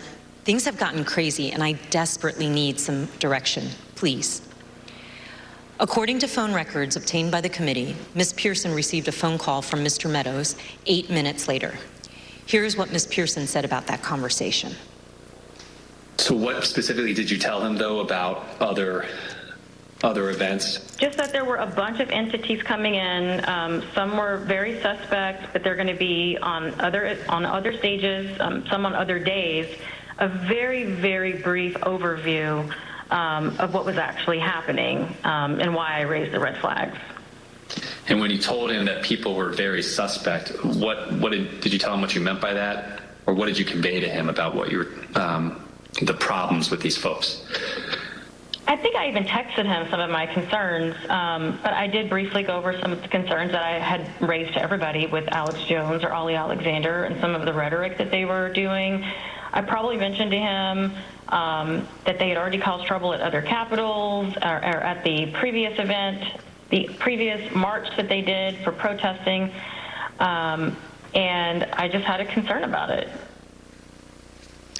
Ms. Pearson was especially concerned about Ollie Alexander and Alex Jones because in November 2020, both men and some of their supporters had entered the Georgia state capitol to protest the results of the 2020 election. Ms. Pearson believed that she mentioned this to Mark Meadows on this January 2nd call. Notably, January 2nd is the same day on which, according to Cassidy Hutchinson, Mr. Meadows warned her of that things might get real bad on January 6th. After her January 2nd call with Mr. Meadows, Katrina Pearson sent an email to fellow rally organizers. She wrote, "POTUS expectations are to have something intimate at the ellipse and call on everyone to march to the Capitol." President's own documents suggest that the president had decided to call on his supporters to go to the Capitol on January 6th, but that he chose not to widely announce it until his speech on the ellipse that morning. The committee has obtained this draft, undated tweet from the National Archives. It includes a stamp stating, "President has seen." The draft tweet reads, "I will be making a big speech at 10 a.m. on January 6th at the ellipse south of the White House. Please arrive early. Massive crowds expected. March to the Capitol after. Stop the steal." Although this tweet was never sent, rally organizers were discussing and preparing for the march to the Capitol in the days leading up to January 6th. This is a January 4th text message from a rally organizer to Mike Lindell, the MyPillow CEO. The organizer says, "This stays between us. We're having a second stage at the Supreme Court again after the ellipse. POTUS is going to have us march there / the Capitol. It cannot get out about the second stage because people will try and set up another and sabotage it. It can also not get out about the march because I will be in trouble with the National Park Service and all the agencies. But POTUS is going to just call for it, quote, unexpectedly." The end of the message indicates that the president's plan to have his followers march to the Capitol was not being broadly discussed. And then on the morning of January 5th, Ollie Alexander, whose firebrand style concerned Katrina Pearson, sent a similar text to a conservative journalist. Mr. Alexander said, "Tomorrow, ellipse, then U.S. Capitol. Trump is supposed to order us to the Capitol at the end of his speech, but we will see." President Trump did follow through on his plan, using his January 6th speech to tell his supporters to march to the Capitol on January 6th. The evidence confirms that this was not a spontaneous call to action, but rather was a deliberate strategy decided upon in advance by the president. Another part of the president's strategy involves certain members of Congress who amplified his unsupported assertions that the election had been stolen. In the weeks after the election, the White House coordinated closely with President Trump's allies in Congress to disseminate his false claims and to encourage members of the public to fight the outcome on January 6th. We know that the president met with various members to discuss January 6th well before the joint session. The president's private schedule for December 21st, 2020 shows a private meeting with Republican members of Congress. We know that Vice President Pence, Chief of Staff Mark Meadows, and Rudy Giuliani also attended that meeting. We obtained an email that was sent from Congressman Mo Brooks of Alabama to Mark Meadows setting up that meeting. The subject line is White House meeting December 21st regarding January 6th. In his email, Congressman Brooks explained that he had not asked anyone to join him in the, quote, January 6th effort, because in his view, quote, only citizens can exert the necessary influence on senators and congressmen to join this fight against massive voter fraud and election theft. At this point, you may also recall testimony given in our earlier hearing by Acting Attorney General Richard Donahue, who said that the president asked the Department of Justice to, quote, just say that the election was corrupt and leave the rest to me and the Republican congressmen. According to White House visitor logs obtained by the committee, members of Congress present at the White House on December 21st included Congressman Brian Babin, Andy Biggs, Matt Gaetz, Louis Gohmert, Paul Gosar, Andy Harris, Jody Heiss, Jim Jordan, and Scott Perry.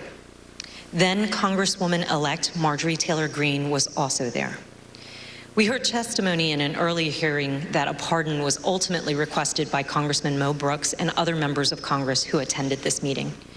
We've asked witnesses what happened during the December 21st meeting, and we've learned that part of the discussion centered on the role of the vice president during the counting of the electoral votes. These members of Congress were discussing what would later be known as the Eastman theory, which was being pushed by attorney John Eastman. In one of our earlier hearings, you heard in great detail that President Trump was trying to convince Vice President Pence to do something illegal. His White House counsel confirmed all of that in testimony last week. Your view, Mr. Cipollone, upon those discussions with Mr. Philbin, with Greg Jacob, what was your assessment as to what the Vice President could or could not do at the joint session? What was my assessment about what he could or couldn't do? Yes, your view of the issue. My view was that the Vice President didn't have the legal authority to do anything except what he did. They both told us, Mr. Philbin and Mr. Jacob, that they looked very closely at the Eastman memos, the Eastman theory, and thought that it had no basis, that it was not a strategy that the president should pursue. It sounds like that's consistent with your impression as well. My impression would have been informed certainly by them. Campaign senior advisor Jason Miller told us that Mr. Cipollone thought John Eastman's theories were nutty, something Mr. Cipollone wouldn't refute. We received testimony from various people about this. One was Jason Miller, who was a campaign, said that the way it was communicated to me was that Pat Cipollone thought the idea was nutty, and at one point confronted Eastman basically with the same sentiment. I don't have any reason to contradict what he said. On January 4th, John Eastman went to the White House to meet with the president and vice president. Mr. Cipollone tried to participate in this meeting, but he was apparently turned away. You didn't go to the meeting in the Oval Office where Eastman met with the president and with the vice president. Do you remember why you didn't personally attend? I did walk to that meeting, and I did go into the Oval Office with the idea of attending that meeting, and then I ultimately did not attend that meeting. Why not? The reasons for that are privilege. Okay. Were you asked to not attend the meeting, or did you make a personal decision not to attend the meeting? Again, without getting into privilege. Recall that Greg Jacob, the vice president's counsel, stated that Mr. Eastman acknowledged he would lose 9-0 if his legal theory were challenged in the Supreme Court. Mr. Cipollini had reviewed Mr. Eastman's legal theory and expressed his view repeatedly that the vice president was right. He even offered to take the blame for the vice president's position. I thought that the vice president did not have the authority to do what was being suggested under a proper reading of the law. I conveyed that. Okay. I think I actually told somebody that, in the vice president's, just blame me. This is, I'm not a politician. I don't, but I just said, I'm a lawyer. This is my legal opinion. But let me tell you this. Can I say a word about the vice president? Please. I think the vice president did the right thing. I think he did the courageous thing. I have a great deal of respect for Vice President Pence. I worked with him very closely. I think he understood my opinion. I think he understood my opinion afterwards as well. I think he did a great service to this country. And I think I suggested to somebody that he should be given the Presidential Medal of Freedom for his actions. Earlier this year, a federal district court judge concluded that President Trump and Mr. Eastman, relying on Mr. Eastman's theory, more likely than not violated multiple federal criminal laws in their pressure campaign against the vice president. Also recall earlier in this hearing, we saw that Rudy Giuliani's team did not have actual evidence of fraud sufficient to change the result of the election. That's important because as January 6th approached, the Republican members of the House and Senate were looking for reason to object to the electors, and no real evidence was ever given to them. And we know that Republican members of the House received a memorandum from the chairwoman of the House Republican Caucus in the days before January 6, explaining in detail the many constitutional and legal problems with objections and describing the principal judicial rulings dismissing the claims of widespread fraud. But their plan to object to the certification of the election on January 6 went forward anyway. The next day, on January 5th, the day before the attack on the Capitol, tens of thousands of people converged on Washington. While certain close associates of President Trump privately expressed concerns about what would occur on January 6, other members of the president's inner circle spoke with great anticipation about the events to come. The committee has learned from the White House phone logs that the president spoke to Steve Bannon, his close advisor, at least twice on January 5th. The first conversation they had lasted for 11 minutes. Listen to what Mr. Bannon said that day after the first call he had with the president. All hell is going to break loose tomorrow. It's all converging, and now we're on, as they say, the point of attack, right? The point of attack tomorrow. I'll tell you this. It's not going to happen like you think it's going to happen, okay? It's going to be quite extraordinarily different. And all I can say is strap in. From those same phone logs, we know that the president and Mr. Bannon spoke again on the phone that evening, this time for 6 minutes. That same day, on the eve of January 6th, supporters of President Trump gathered in Washington, D.C. at another rally. This rally was held at Freedom Plaza, which is located near the White House, and featured some of the speakers who Katrina Pearson and others deemed too extreme to share the stage with the president the next morning. And as this rally was underway, the president asked members of his staff to come to the Oval Office. Let's hear from the White House aides who were in the Oval Office that night. I was in the office, in the Oval Office, and he had asked me to open the door so that he could hear. I guess there was a concert or a rap or something going on. Did he say anything other than just open the door? He made a comment. I don't remember specifically what he said, but there was a lot of energy. When we walked in, the staff was kind of standing up and assembled along the wall, and the president was at the desk, and Dan Scavino was on the couch, and the president was dictating a tweet that he wanted Scavino to send out.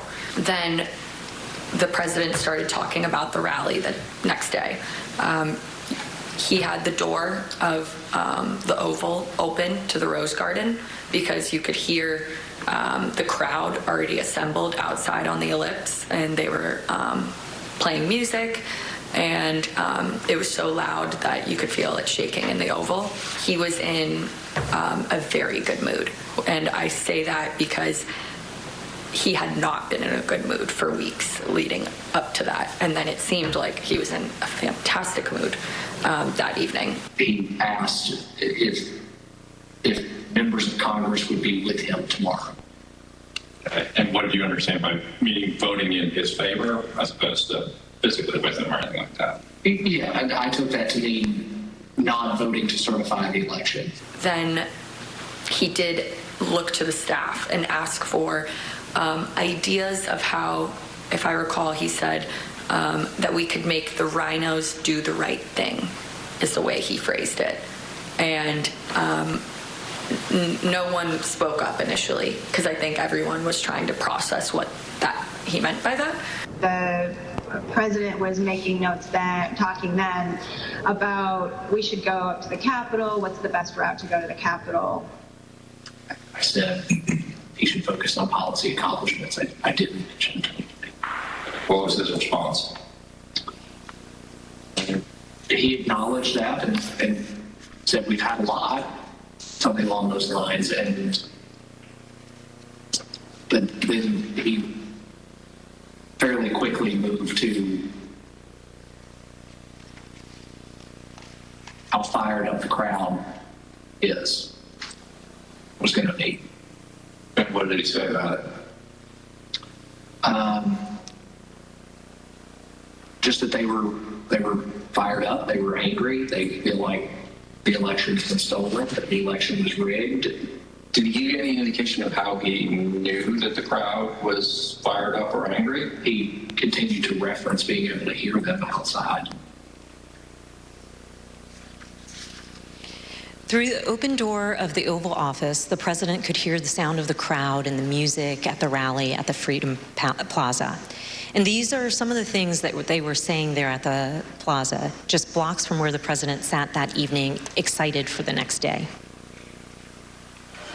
This is nothing less than an epic struggle for the future of this country between dark and light, between the godly and the godless, between good and evil. And we will win this fight, or America would step off into 1,000 years of darkness. Tomorrow, trust me, the American people that are standing on the soil that we are standing on tonight, and they're going to be standing on this soil tomorrow, this is soil that we have fought for, and we will fight for in the future. The members of Congress, the members of the House of Representatives, the members of the United States Senate, those of you who are feeling weak tonight, those of you that don't have the moral fiber in your body, get some tonight, because tomorrow we the people are going to be here, and we want you to know that we will not stand for a lie. We will not stand for a lie. I want them to know that 1776 is always an option.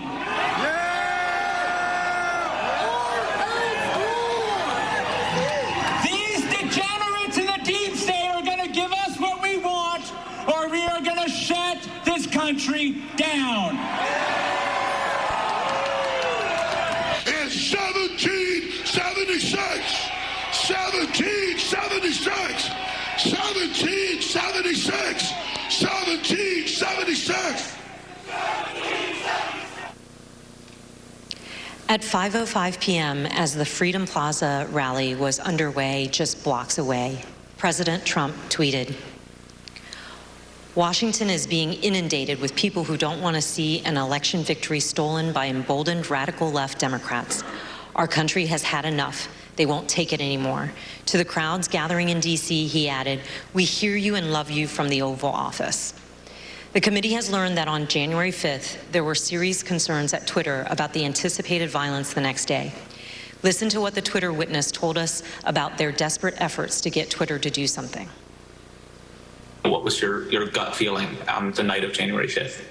I believe I sent a Slack message to someone that said something along the lines of, when people are shooting each other tomorrow, I will try and rest in the knowledge that we tried. And so I went to, I don't know that I slept that night, to be honest with you.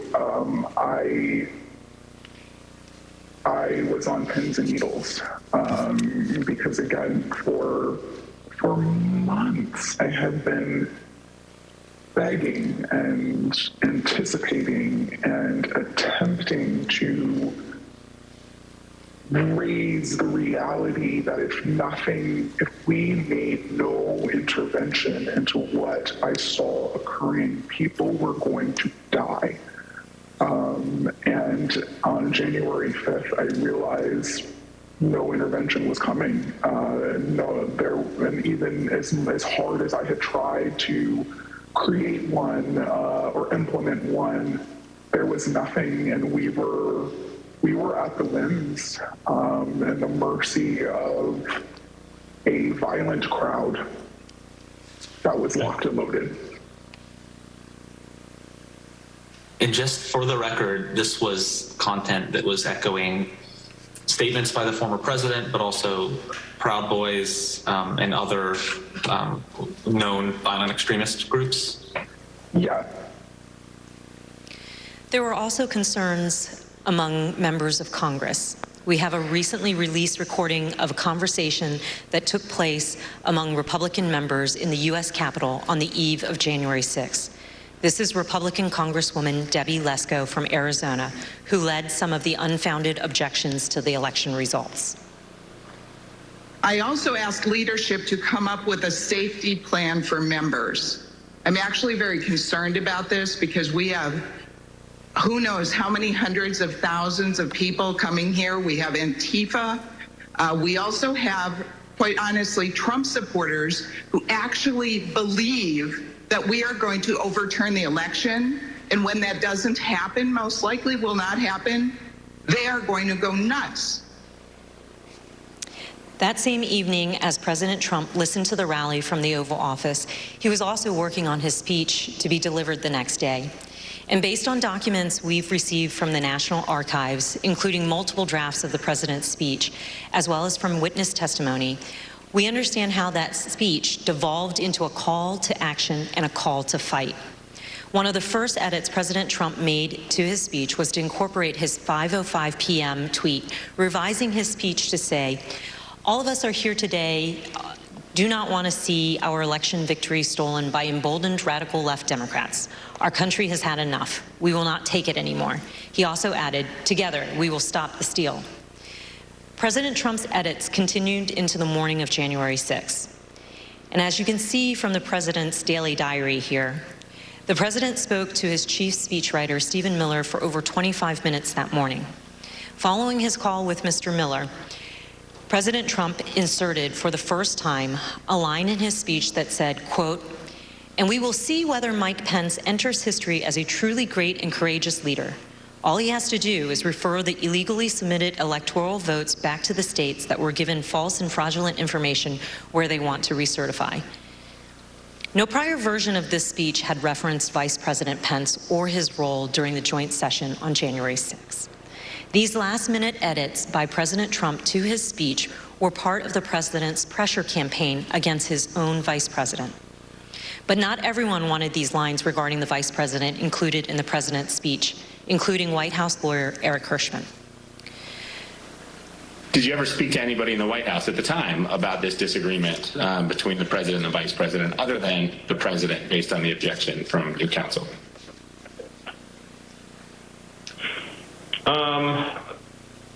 Maybe had a brief conversation about it with Eric Hirschman. Tell me about that. What do you remember him saying to you about this disagreement? I just remember him saying that that he had a I don't want to get this wrong.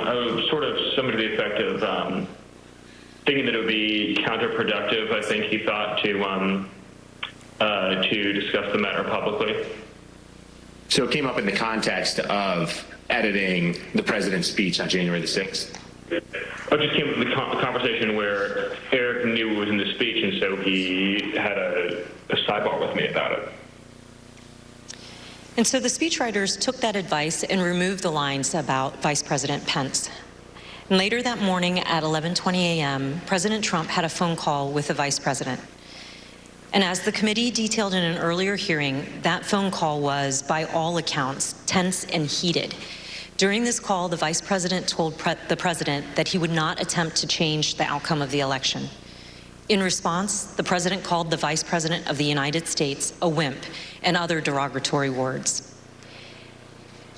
As you can see in this email, after Vice President Pence told President Trump that he would not unilaterally deliver him a second term in office, the speechwriters were directed to reinsert the Mike Pence lines. Here's how one of the speechwriters described President Trump's last-minute change to the speech. And as I recall, there was a very tough sentence about the vice president that was added. President Trump wanted to use his speech to attack Vice President Pence in front of a crowd of thousands of angry supporters who had been led to believe the election was stolen. When President Trump arrived at the ellipse to deliver his speech, he was still worked up from his call with Vice President Pence. And although Ivanka Trump would not say so, her chief of staff gave the committee some insight into the president's frustration. It's been reported that you ultimately decided to attend the rally because you hoped that you would calm the president and keep the event on an even keel. Is that accurate? No, I don't know who said that or where that came from. What did she share with you about why it was concerning that her father was upset or agitated after that call with Vice President Pence in relation to the ellipse rally? Why did that matter? Why did he have to be calmed down, I should say? Well, she shared that he had called the vice president a not an expletive word. I think that bothered her, and I think she could tell based on the conversations and what was going on in the office that he was angry and upset, and people were providing misinformation. And she felt like she might be able to help calm this situation down, at least before he went on to stage. The president did go on stage, and then he gave the speech that he wanted to give. It included the formal changes he had requested the night before and in that morning, but also many important last-minute ad-lib changes. A single scripted reference in the speech to Mike Pence became 8. A single scripted reference to rally-goers marching to the Capitol became 4, with President Trump ad-libbing that he would be joining the protesters at the Capitol. Added throughout his speech were references to fighting and the need for people to have courage and to be strong. The word peacefully was in the staff-written script and used only once. Here are some of these ad-lib changes that the president made to his speech. Because you'll never take back our country with weakness. You have to show strength, and you have to be strong.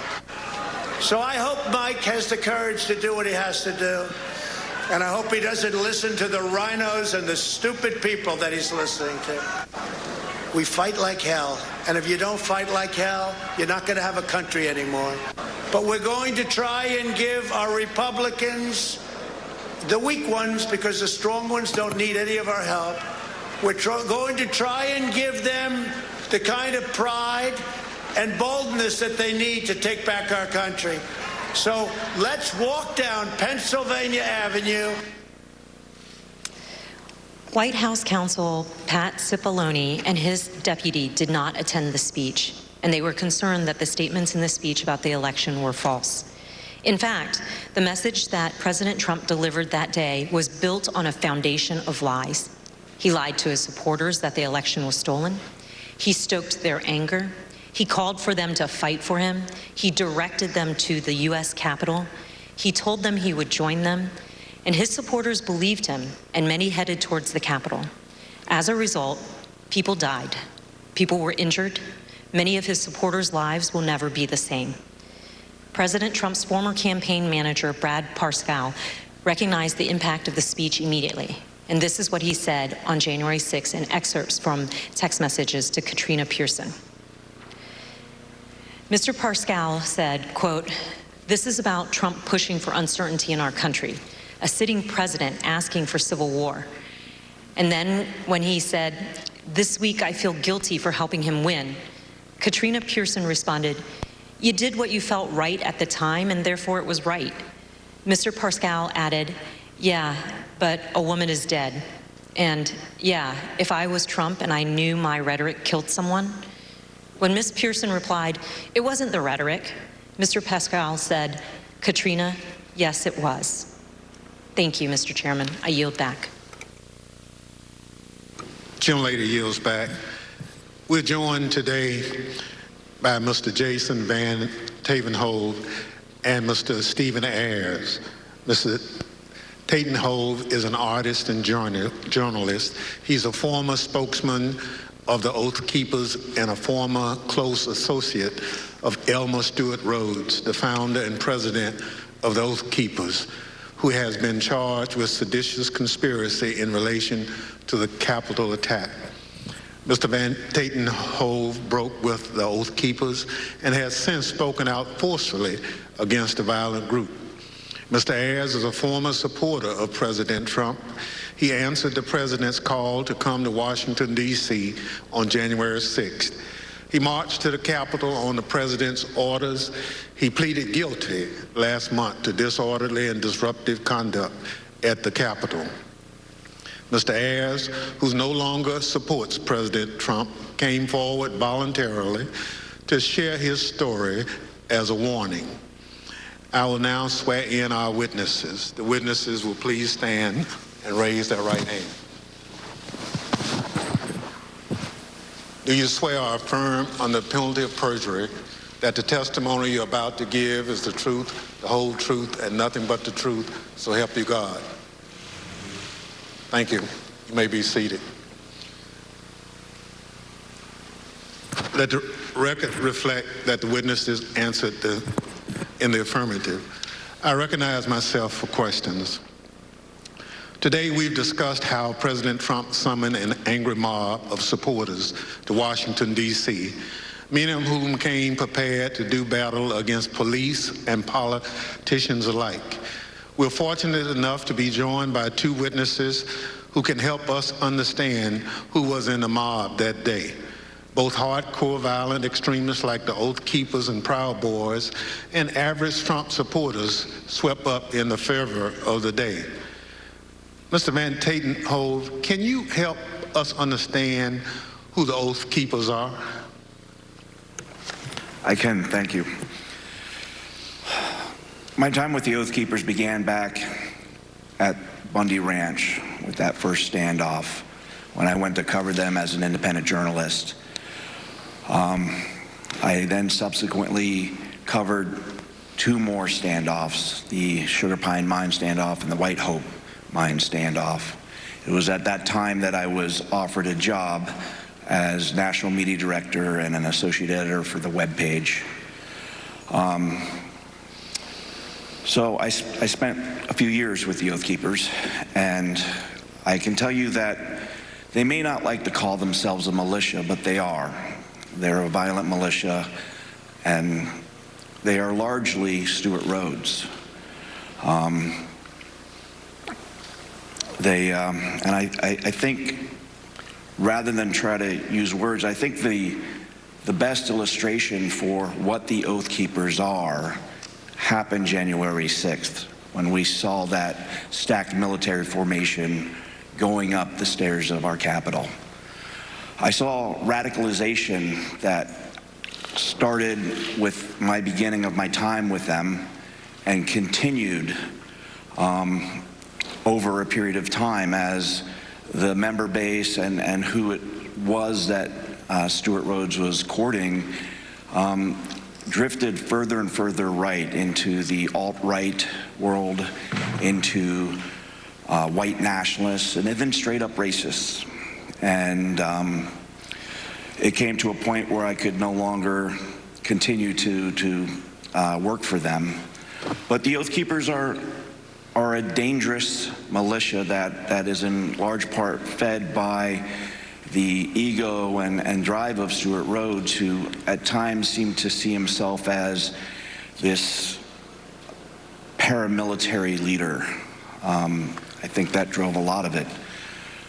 So, in my opinion, the Oath Keepers are a very dangerous organization. Well, thank you very much. You've talked a little bit about that danger. So, what is the Oath Keepers' vision for America, and why should Americans be concerned about it? I think we saw a glimpse of what the vision of the Oath Keepers is on January 6th.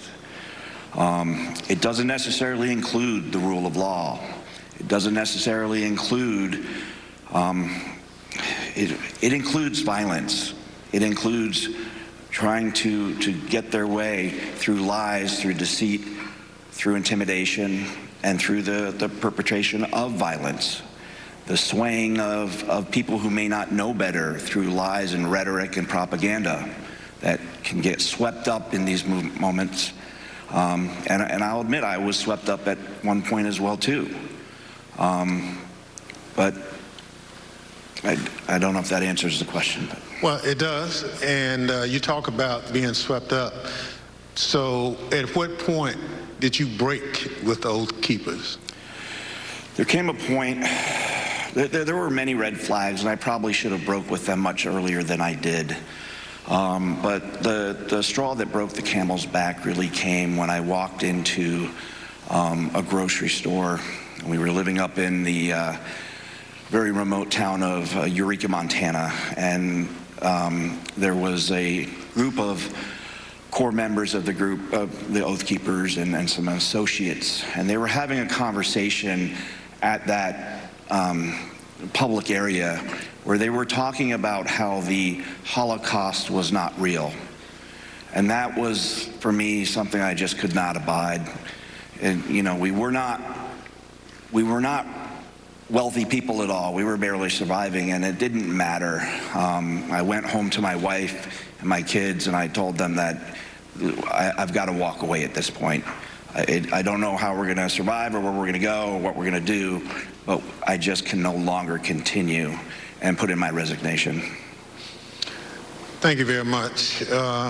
Mr. Ayers, there were many people in the crowd that day, January 6th, including you, who were not part of an extremist group. I'd like to start by having you tell the American people a little bit about yourself. Can you tell us about your life before January 6th? Yeah, basically nothing but a family man and a working man. Worked at the company, a cabinet company up in Northeast Ohio for going on 20 years. You know, family's my life. I was a supervisor there, so that took up a lot of my a lot of my free time. Other than that, with my family, camping, playing basketball, playing games with my son. Just what any ordinary American citizen, family man would do. Yep, exactly. So this committee has reviewed thousands of hours of surveillance footage from January 6th. During this review, we identified you entering the Capitol as we see in this video. Mr. Ayers, why did you decide to come to Washington on January 6th? For me personally, I was, pretty hardcore into the social media, Facebook, Twitter, Instagram. I followed, President Trump, on all of the websites, He basically put out, come to Stop the Steal rally, and I felt like I needed to be down here. So you basically learned about the rally on social media and at some point made a decision to come to Washington. Yeah. I had some friends I found out were coming down, and I just hopped on with them right at the tail end when I found out, and came down here with them. Thank you very much. The chair recognizes the vice chair, Ms. Cheney of Wyoming, for any questions she may have. Thank you very much, Mr. Chairman. Mr. Ayers, when you entered the Capitol last year, did you believe that the election had been stolen? At that time, yeah. Everything that I was seeing online, I definitely believed that that's exactly what that was the case. And when you heard from President Trump that the election was stolen, how did that make you feel? Oh, I was very upset, as were most of his supporters. That's basically what got me to come down here. And do you still believe the election was stolen? Not so much now. I got away from all the social media when January 6th happened. Basically deleted it all. I started doing my own research and everything. And for something like that to be that, for that to actually take place, it's too big. There's no way you can keep something like that quiet, as big as something like that. With all the lawsuits being shot down one after another, that was mainly what convinced me. Well, and I think that's very important. And we've also talked about today and in previous hearings the extent to which the president himself was told that the election hadn't been stolen by his Justice Department, by his White House counsel, by his campaign. Would it have made a difference to you to know that President Trump himself had no evidence of widespread fraud? Oh, definitely. Who knows? I may not have come down here then. Thank you very much, Mr. Chairman. I yield back. Gentlelady yields back. Chair recognizes the gentlewoman from Florida, Ms. Murphy. Thank you, Mr. Chairman. Earlier today we showed how Donald Trump's December 19th tweet summoned both extremist groups as well as rank and file supporters of President Trump to come to Washington, D.C., average Americans. He told them to, quote, be there, we'll be wild, and they came. We showed how how President Trump repeatedly told them, fight, fight, fight, and they marched to the Capitol. Mr. Ayers, you were in that crowd at the rally and then the crowd that marched to the Capitol. When you arrived on the ellipse that morning, were you planning on going to the Capitol? No, we didn't actually plan to go down there. We went basically to see the Stop the Steal rally, and that was it. So why'd you decide to march to the Capitol?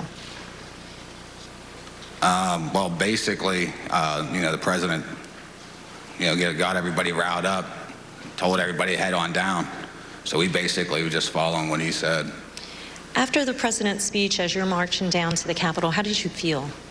I was, I'm angry, after everything that was basically said in the speech. A lot of the stuff he said, he already put out in tweets. I've already seen it and heard it before. So, I was already worked up, and so were most of the people there. So as you started marching, did you think there was still a chance the election would be overturned? Yeah, at that time I did, because everybody was kind of like in the hope that, Vice President Pence was not going to certify the election. Also the whole time on our way down there, we kept hearing about this big reveal I remember us talking about, and we kind of thought maybe that was it. So that hope was there. Did you think that the president would be marching with you? Yeah, I think everybody thought he was going to be coming down. He said in his speech, kind of like he's going to be there with us. So, I think I believed it. I understand. We know that you illegally entered the Capitol that afternoon and then left the Capitol area later on. What made you decide to leave? Basically, when President Trump put his tweet out, we literally left right after that come out. To me, if he would have done that earlier in the day, 1:30, we wouldn't be in this, maybe we wouldn't be in this bad of a situation or something. Thank you. Mr. Chairman, I yield back. Chair recognizes the gentleman from Maryland, Mr. Raskin. Thank you, Mr. Chairman. Mr. Van Tatenhoff, in the run-up to January 6th, Stuart Rhodes publicly implored President Trump to invoke the Insurrection Act, the 1807 law that allows the president to call up militias to put down a rebellion against the United States. And I want to get your thoughts about this in the context of your prior relationship with Stuart Rhodes. I understand that you had conversations with Rhodes about the Insurrection Act. Why was he so fixated on that? And what did he think it would enable the Oath Keepers to do? Well, I think it gave him a sense of legitimacy, that it was a path forward to move forward with his goals and agendas. I think we need to quit mincing words and just talk about truths. And what it was going to be was an armed revolution. I mean, people died that day. Law enforcement officers died this day. There was a gallows set up in front of the Capitol. This could have been the spark that started a new civil war, and no one would have won there. That would have been good for no one. He was always looking for ways to legitimize what he was doing, whether by wrapping it in the trappings of it's not a militia, it's a community preparedness team. We're not a militia, we're an educational outreach group. It's a veteran support group. But again, we've got to stop with this dishonesty and the mincing of words and just call things for what they are. You know, he's a militia leader. He had these grand visions of being a paramilitary leader, and the Insurrection Act would have given him a path forward with that. You know, the fact that the president was communicating, whether directly or indirectly, messaging, you know, kind of that gave him the nod.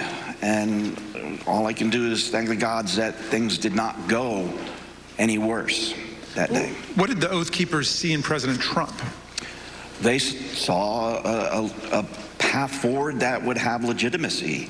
They saw opportunity, I think, in my opinion, to become a paramilitary force, you know.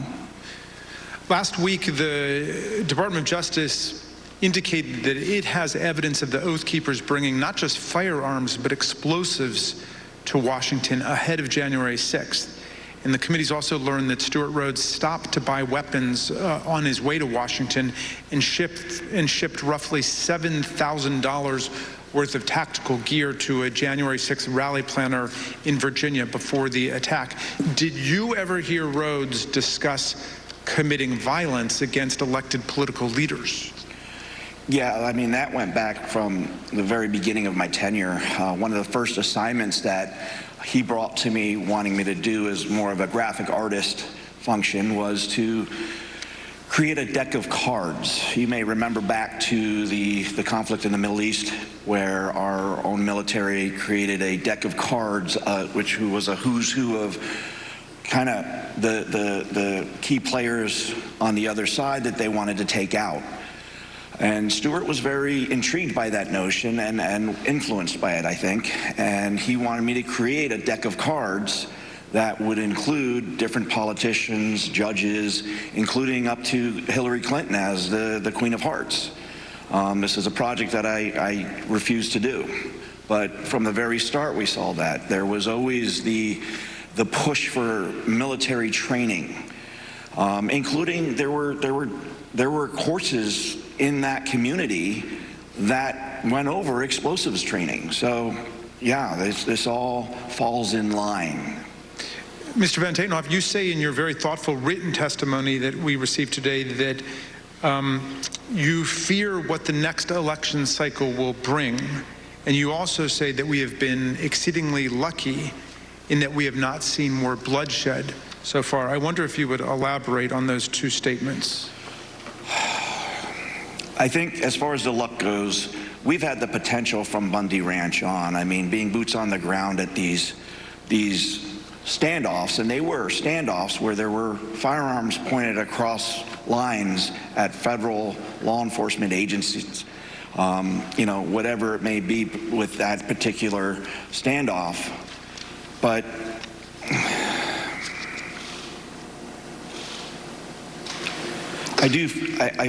I think we've gotten exceedingly lucky that more bloodshed did not happen because the potential has been there from the start.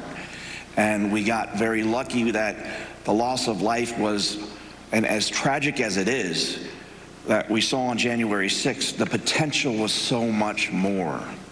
Again, all we have to look at is the iconic images of that day with the gallows set up for Mike Pence, for the Vice President of the United States. And I do fear for this next election cycle, because who knows what that might bring. If a president that's willing to try to instill and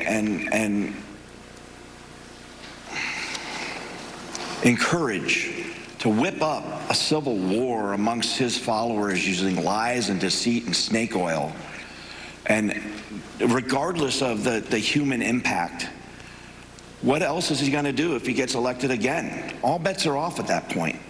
And that's a scary notion. I have 3 daughters. I have a granddaughter.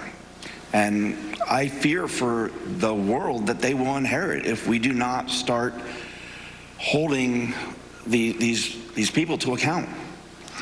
Thank you for your testimony, Mr. Van Tatenhoff.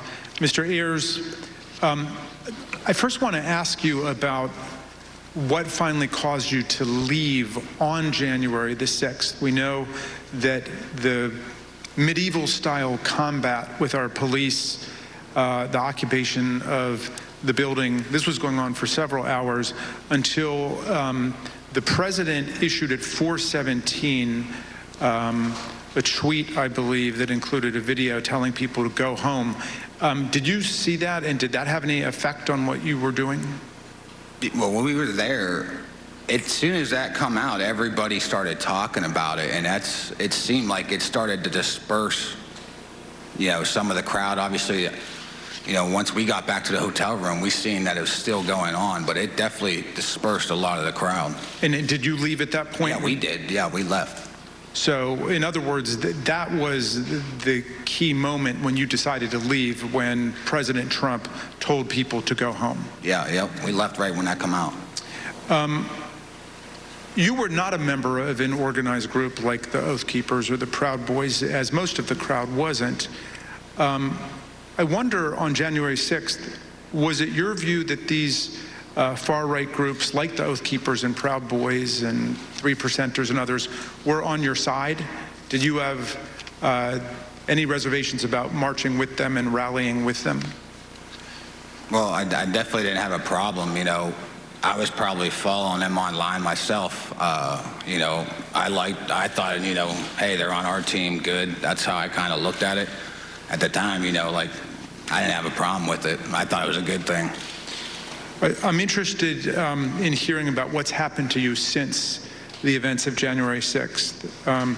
You told the vice chair that you no longer believe Trump's big lie about the election, but that's what brought you originally to Washington. Looking back on it now, how do you reflect on the role that you played in the crowd that day, and what is going on in your life? Basically, I lost my job. Since this all happened, pretty much sold my house. So everything that happened with the charges, thank God, a lot of them did get dismissed, because I was just holding my phone, but at the same time I was there. So it definitely, it changed my life, and not for the good, definitely not for the, for the better.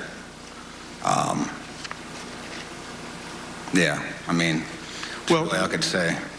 President Trump is still promoting the big lie about the election. How does that make you feel? It makes me mad, because I was hanging on every word he was saying. Everything he was putting out, I was following it.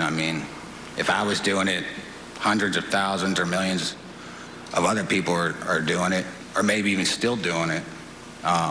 It's like he just said about that, You know, you got people still following and doing that. Who knows what the next election could come out? You know, could end up being down the same path we are right now. I mean, just don't know. Mr. Ayers, I see that your wife has joined you today, and welcome to Washington. We know this has been very difficult on you both and your family. What lessons, finally, do you want the American people to learn from the way you and your family have suffered as a result of these events? Biggest thing is I consider myself a family man, and I love my country.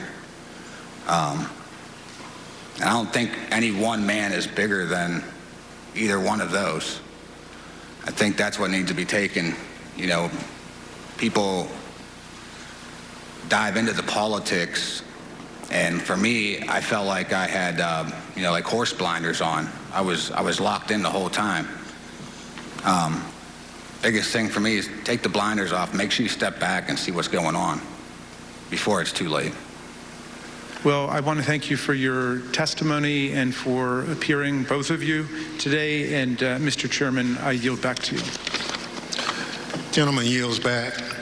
I want to thank our witnesses for joining us today. The members of the Select Committee may have additional questions for today's witnesses, and we ask that you respond expeditiously in writing to those questions. Without objections, members will be permitted 10 business days to submit statements for the record, including opening remarks and additional questions for the witnesses. Without objection, the chair recognizes the gentleman from Maryland, Mr. Raskin, for a closing statement. And thank you, Mr. Chairman. When Donald Trump sent out his tweet, he became the first president ever to call for a crowd to descend on the capital city to block the constitutional transfer of power. He set off an explosive chain reaction among his followers, but no one mobilized more quickly than the dangerous extremists that we've looked at today. Seizing upon his invitation to fight, they assembled their followers for an insurrectionary showdown against Congress and the vice president. On January 6th, Trump knew the crowd was angry. He knew the crowd was armed. He sent them to the Capitol anyway. You might imagine that our founders would have been shocked to learn that an American president would one day come to embrace and excuse political violence against our own institutions, or knowingly send an armed mob to attack the Capitol to usurp the will of the people. But you know, Mr. Chairman, the founders were pretty wise about certain things, and at the start of the Republic, they actually warned everyone about Donald Trump. Not by name, of course, but in the course of advising about the certain prospect that ambitious politicians would try to mobilize violent mobs to tear down our own institutions in service of their insatiable ambitions. In the very first Federalist paper, Alexander Hamilton observed that history teaches that opportunistic politicians who desire to rule at all costs will begin first as demagogues, pandering to the angry and malignant passions of the crowd, but then end up as tyrants, trampling the freedoms and the rights of the people. A violent insurrection to overturn an election is not an abstract thing, as we've heard. Hundreds of people were bloodied, injured, and wounded in the process, including more than 150 police officers, some of them sitting in this room today. I want to give you an update on one officer who was badly wounded in the attack and is well known to the members of this committee because he testified before us last year. Sergeant Aquilino Gunnell is an Army veteran who spent a year on active combat duty in the Iraq War and then 16 years on the Capitol Force. Nothing he ever saw in combat in Iraq, he has said, prepared him for the insurrection, where he was savagely beaten, punched, pushed, kicked, shoved, stomped, and sprayed with chemical irritants, along with other officers, by members of a mob carrying hammers, knives, batons, and police shields taken by force, and wielding the American flag against police officers as a dangerous weapon. Last month, on June 28th, Sergeant Gunnell's team of doctors told him that permanent injuries he has suffered to his left shoulder and right foot now make it impossible for him to continue as a police officer. He must leave policing for good and figure out the rest of his life. Sergeant Gunnell We wish you and your family all the best. We are here for you. We salute you for your valor, your eloquence, and your beautiful commitment to America. I wonder what former President Trump would say to someone like Sergeant Gonell, who must now go about remaking his life. I wonder if he could even understand what motivates a patriot like Sergeant Gonell. In his inaugural address, Trump introduced one commanding image: American carnage. Although that turn of phrase explained little about our country before he took office, it turned out to be an excellent prophecy of what his rage would come to visit on our people. Mr. Ayers just described how the trust he placed in President Trump as a camp follower derailed his life and nearly wrecked his reputation and his family. A few weeks ago, we heard Shay Moss and her mother, Ruby Freeman, Speaker Rusty Bowers from Arizona, and Georgia's Secretary of State Brad Raffensperger describe how hate-filled intimidation campaigns by Trump and his followers made them prisoners in their homes and drove their stress and anxiety to soaring new heights when they refused to do Trump's bidding. American carnage, that's Donald Trump's true legacy. His desire to overthrow the people's election and seize the presidency interrupted the counting of electoral college votes for the first time in American history, nearly toppled the constitutional order, and brutalized hundreds and hundreds of people.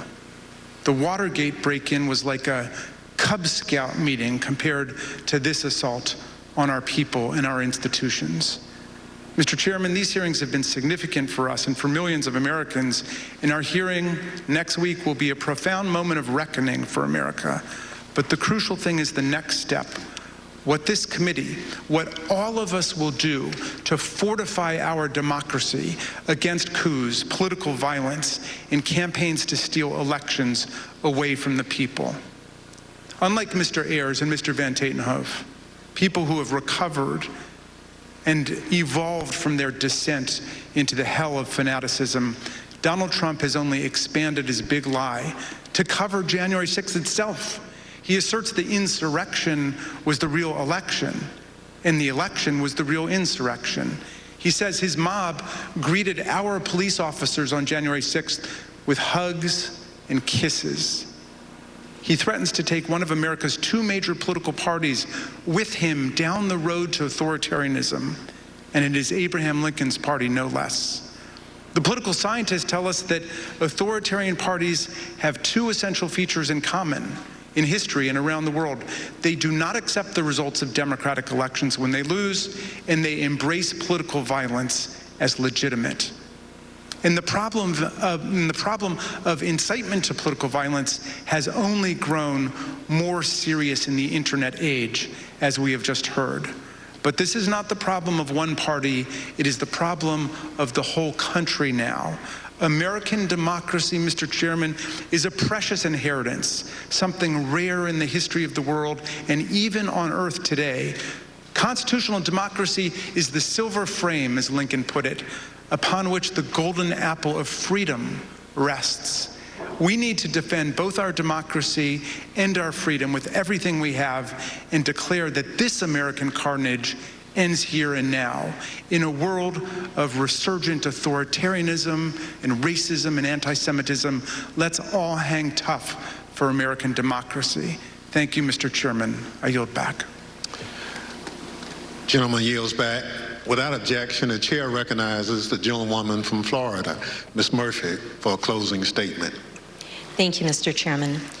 At one of our first hearings, Chairman Thompson explained that the members of this committee would not spend much time talking about ourselves. Rather, we would let the evidence play the leading role. And the chairman was right, because this isn't about promoting ourselves as individuals, it's about protecting the country we love.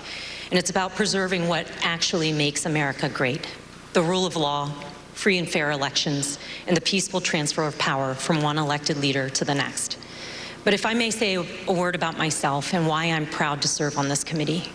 I'm the only member of this committee who was not blessed to be born an American. I was born in Vietnam after the Vietnam War, and my family and I fled a communist government and were rescued by the U.S. Navy and were given sanctuary in America. My patriotism is rooted in my gratitude for America's grace and generosity. I love this country. On January 6th, 4 decades after my family fled a place where political power was seized through violence, I was in the United States Capitol, fleeing my fellow Americans. Members of the angry mob had been lied to by a president and the other powerful people who tried to convince them without evidence that the election had been stolen from them. Some of them then tried to use physical violence to overturn the outcome of a free and fair election. Our committee's overriding objective is to fight fiction with facts, to create a full account for the American people and for the historical record, to tell the truth of what happened and why it happened, to make recommendations so it never happens again, to defend our democracy. To me, there's nothing more patriotic than that. Thank you, Mr. Chairman. I yield back. Gentlelady yields back. Without objection, the chair recognizes the gentlewoman from Wyoming, Ms. Cheney, for a closing statement. Thank you very much, Mr. Chairman. Mr. Chairman, let me put what you have seen today in a broader context. At the very outset of our hearings, we described several elements of President Trump's multi-part plan to overturn the 2020 election. Our hearings have now covered all but one of those elements: an organized campaign to persuade millions of Americans of a falsehood that the 2020 election was stolen by widespread fraud, a corrupt effort to pressure Vice President Pence to refuse to count electoral votes, an effort to corrupt the U.S. Department of Justice, efforts to pressure state election officials and legislators to change state election results, a scheme to create and submit fake electoral slates from multiple states. And today, you saw how President Trump summoned a mob to Washington for January 6th, and then, knowing that that mob was armed, directed that mob to the United States Capitol. Every one of these elements of the planning for January 6th is an independently serious matter. They were all ultimately focused on overturning the election, and they all have one other thing in common. Donald Trump participated in each substantially and personally. He oversaw or directed the activity of those involved. Next week, we will return to January 6th itself. As we have shown in prior hearings, Donald Trump and his legal team, led by Rudy Giuliani, were working on January 6th to delay or halt Congress's counting of electoral votes. The mob attacking and invading the Capitol on that afternoon of January 6th was achieving that result. And for multiple hours, Donald Trump refused to intervene to stop it. He would not instruct the mob to leave or condemn the violence. He would not order them to evacuate the Capitol and disperse. The many pleas for help from Congress did no good. His staff insisted that President Trump call off the attack. He would not. Here are a few of the many things you will hear next week from Mr. Cipollone.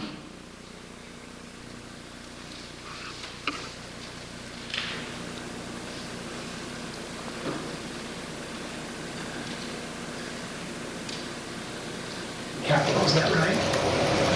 I was and others were.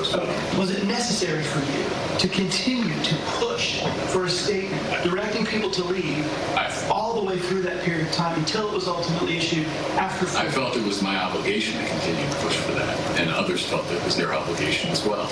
Would it have been possible at any moment for the president to walk down to the podium in the briefing room and talk to the nation at any time between when you first gave him that advice at 2 o'clock and 4:17 when the video statement went out? Would that have been possible? Would it have been possible? Yes. Well, yes, it would have been possible. And you will hear that Donald Trump never picked up the phone that day to order his administration to help. This is not ambiguous. He did not call the military. His Secretary of Defense received no order. He did not call his Attorney General. He did not talk to the Department of Homeland Security. Mike Pence did all of those things. Donald Trump did not. We will walk through the events of January 6th next week, minute by minute. And one more item. After our last hearing, President Trump tried to call a witness in our investigation, a witness you have not yet seen in these hearings. That person declined to answer or respond to President Trump's call and instead alerted their lawyer to the call. Their lawyer alerted us, and this committee has supplied that information to the Department of Justice. Let me say one more time, we will take any effort to influence witness testimony very seriously. Thank you, Mr. Chairman. I yield back. Thank you. Gentlelady yields back. In my opening, I mentioned how we look to our leaders to serve as a fail-safe if people in this country refuse to accept the results of an election. That's part of the way those in positions of public trust uphold their oath, how they show fidelity to the Constitution. In the run-up to January 6th, Donald Trump had an obligation to tell his supporters to accept the results of the election. Instead, he urged them to further along the path toward mob violence. The idea of mob violence makes me think of another sort of fail-safe. All across this country, there are different ideas about what role the federal government should play in our lives. In fact, up here on this dais, there are plenty of different ideas. But there are moments when the institutions of our federal government are the fail-safe. I am from a part of the country where, had it not been for the federal government and the Constitution, my parents and many more Americans like them would have continued to be treated as second-class citizens.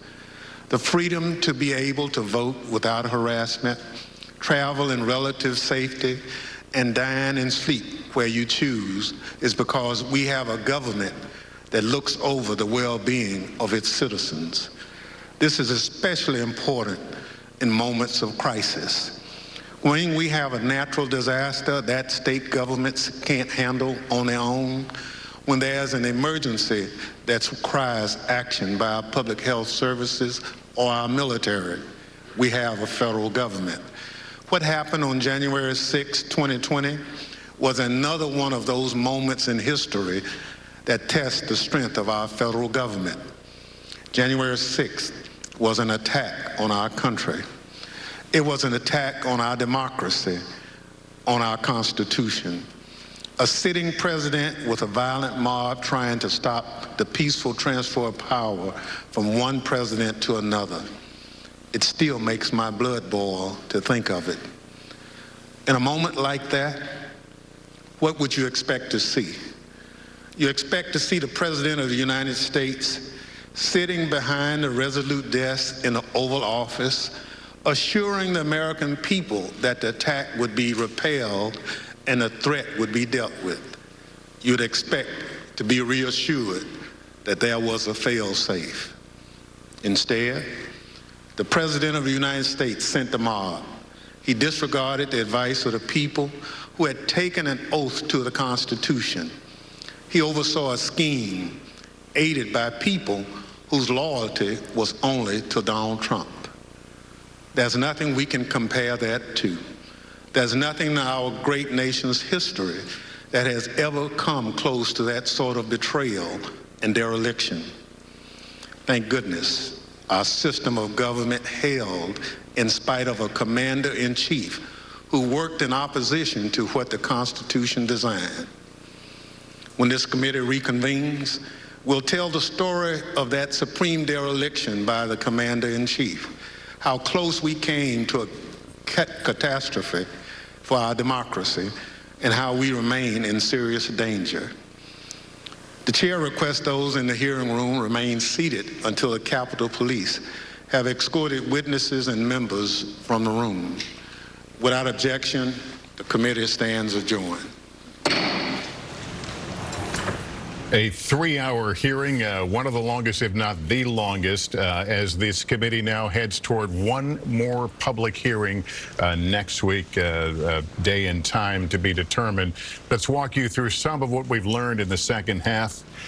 President Trump made last-minute changes to his speech for the morning of January 6, adding attacks on Vice President Pence, telling the crowd to fight, And the committee revealed that his call for his supporters to march to the Capitol was pre-planned, but that it was to look as if it was spontaneous and a surprise.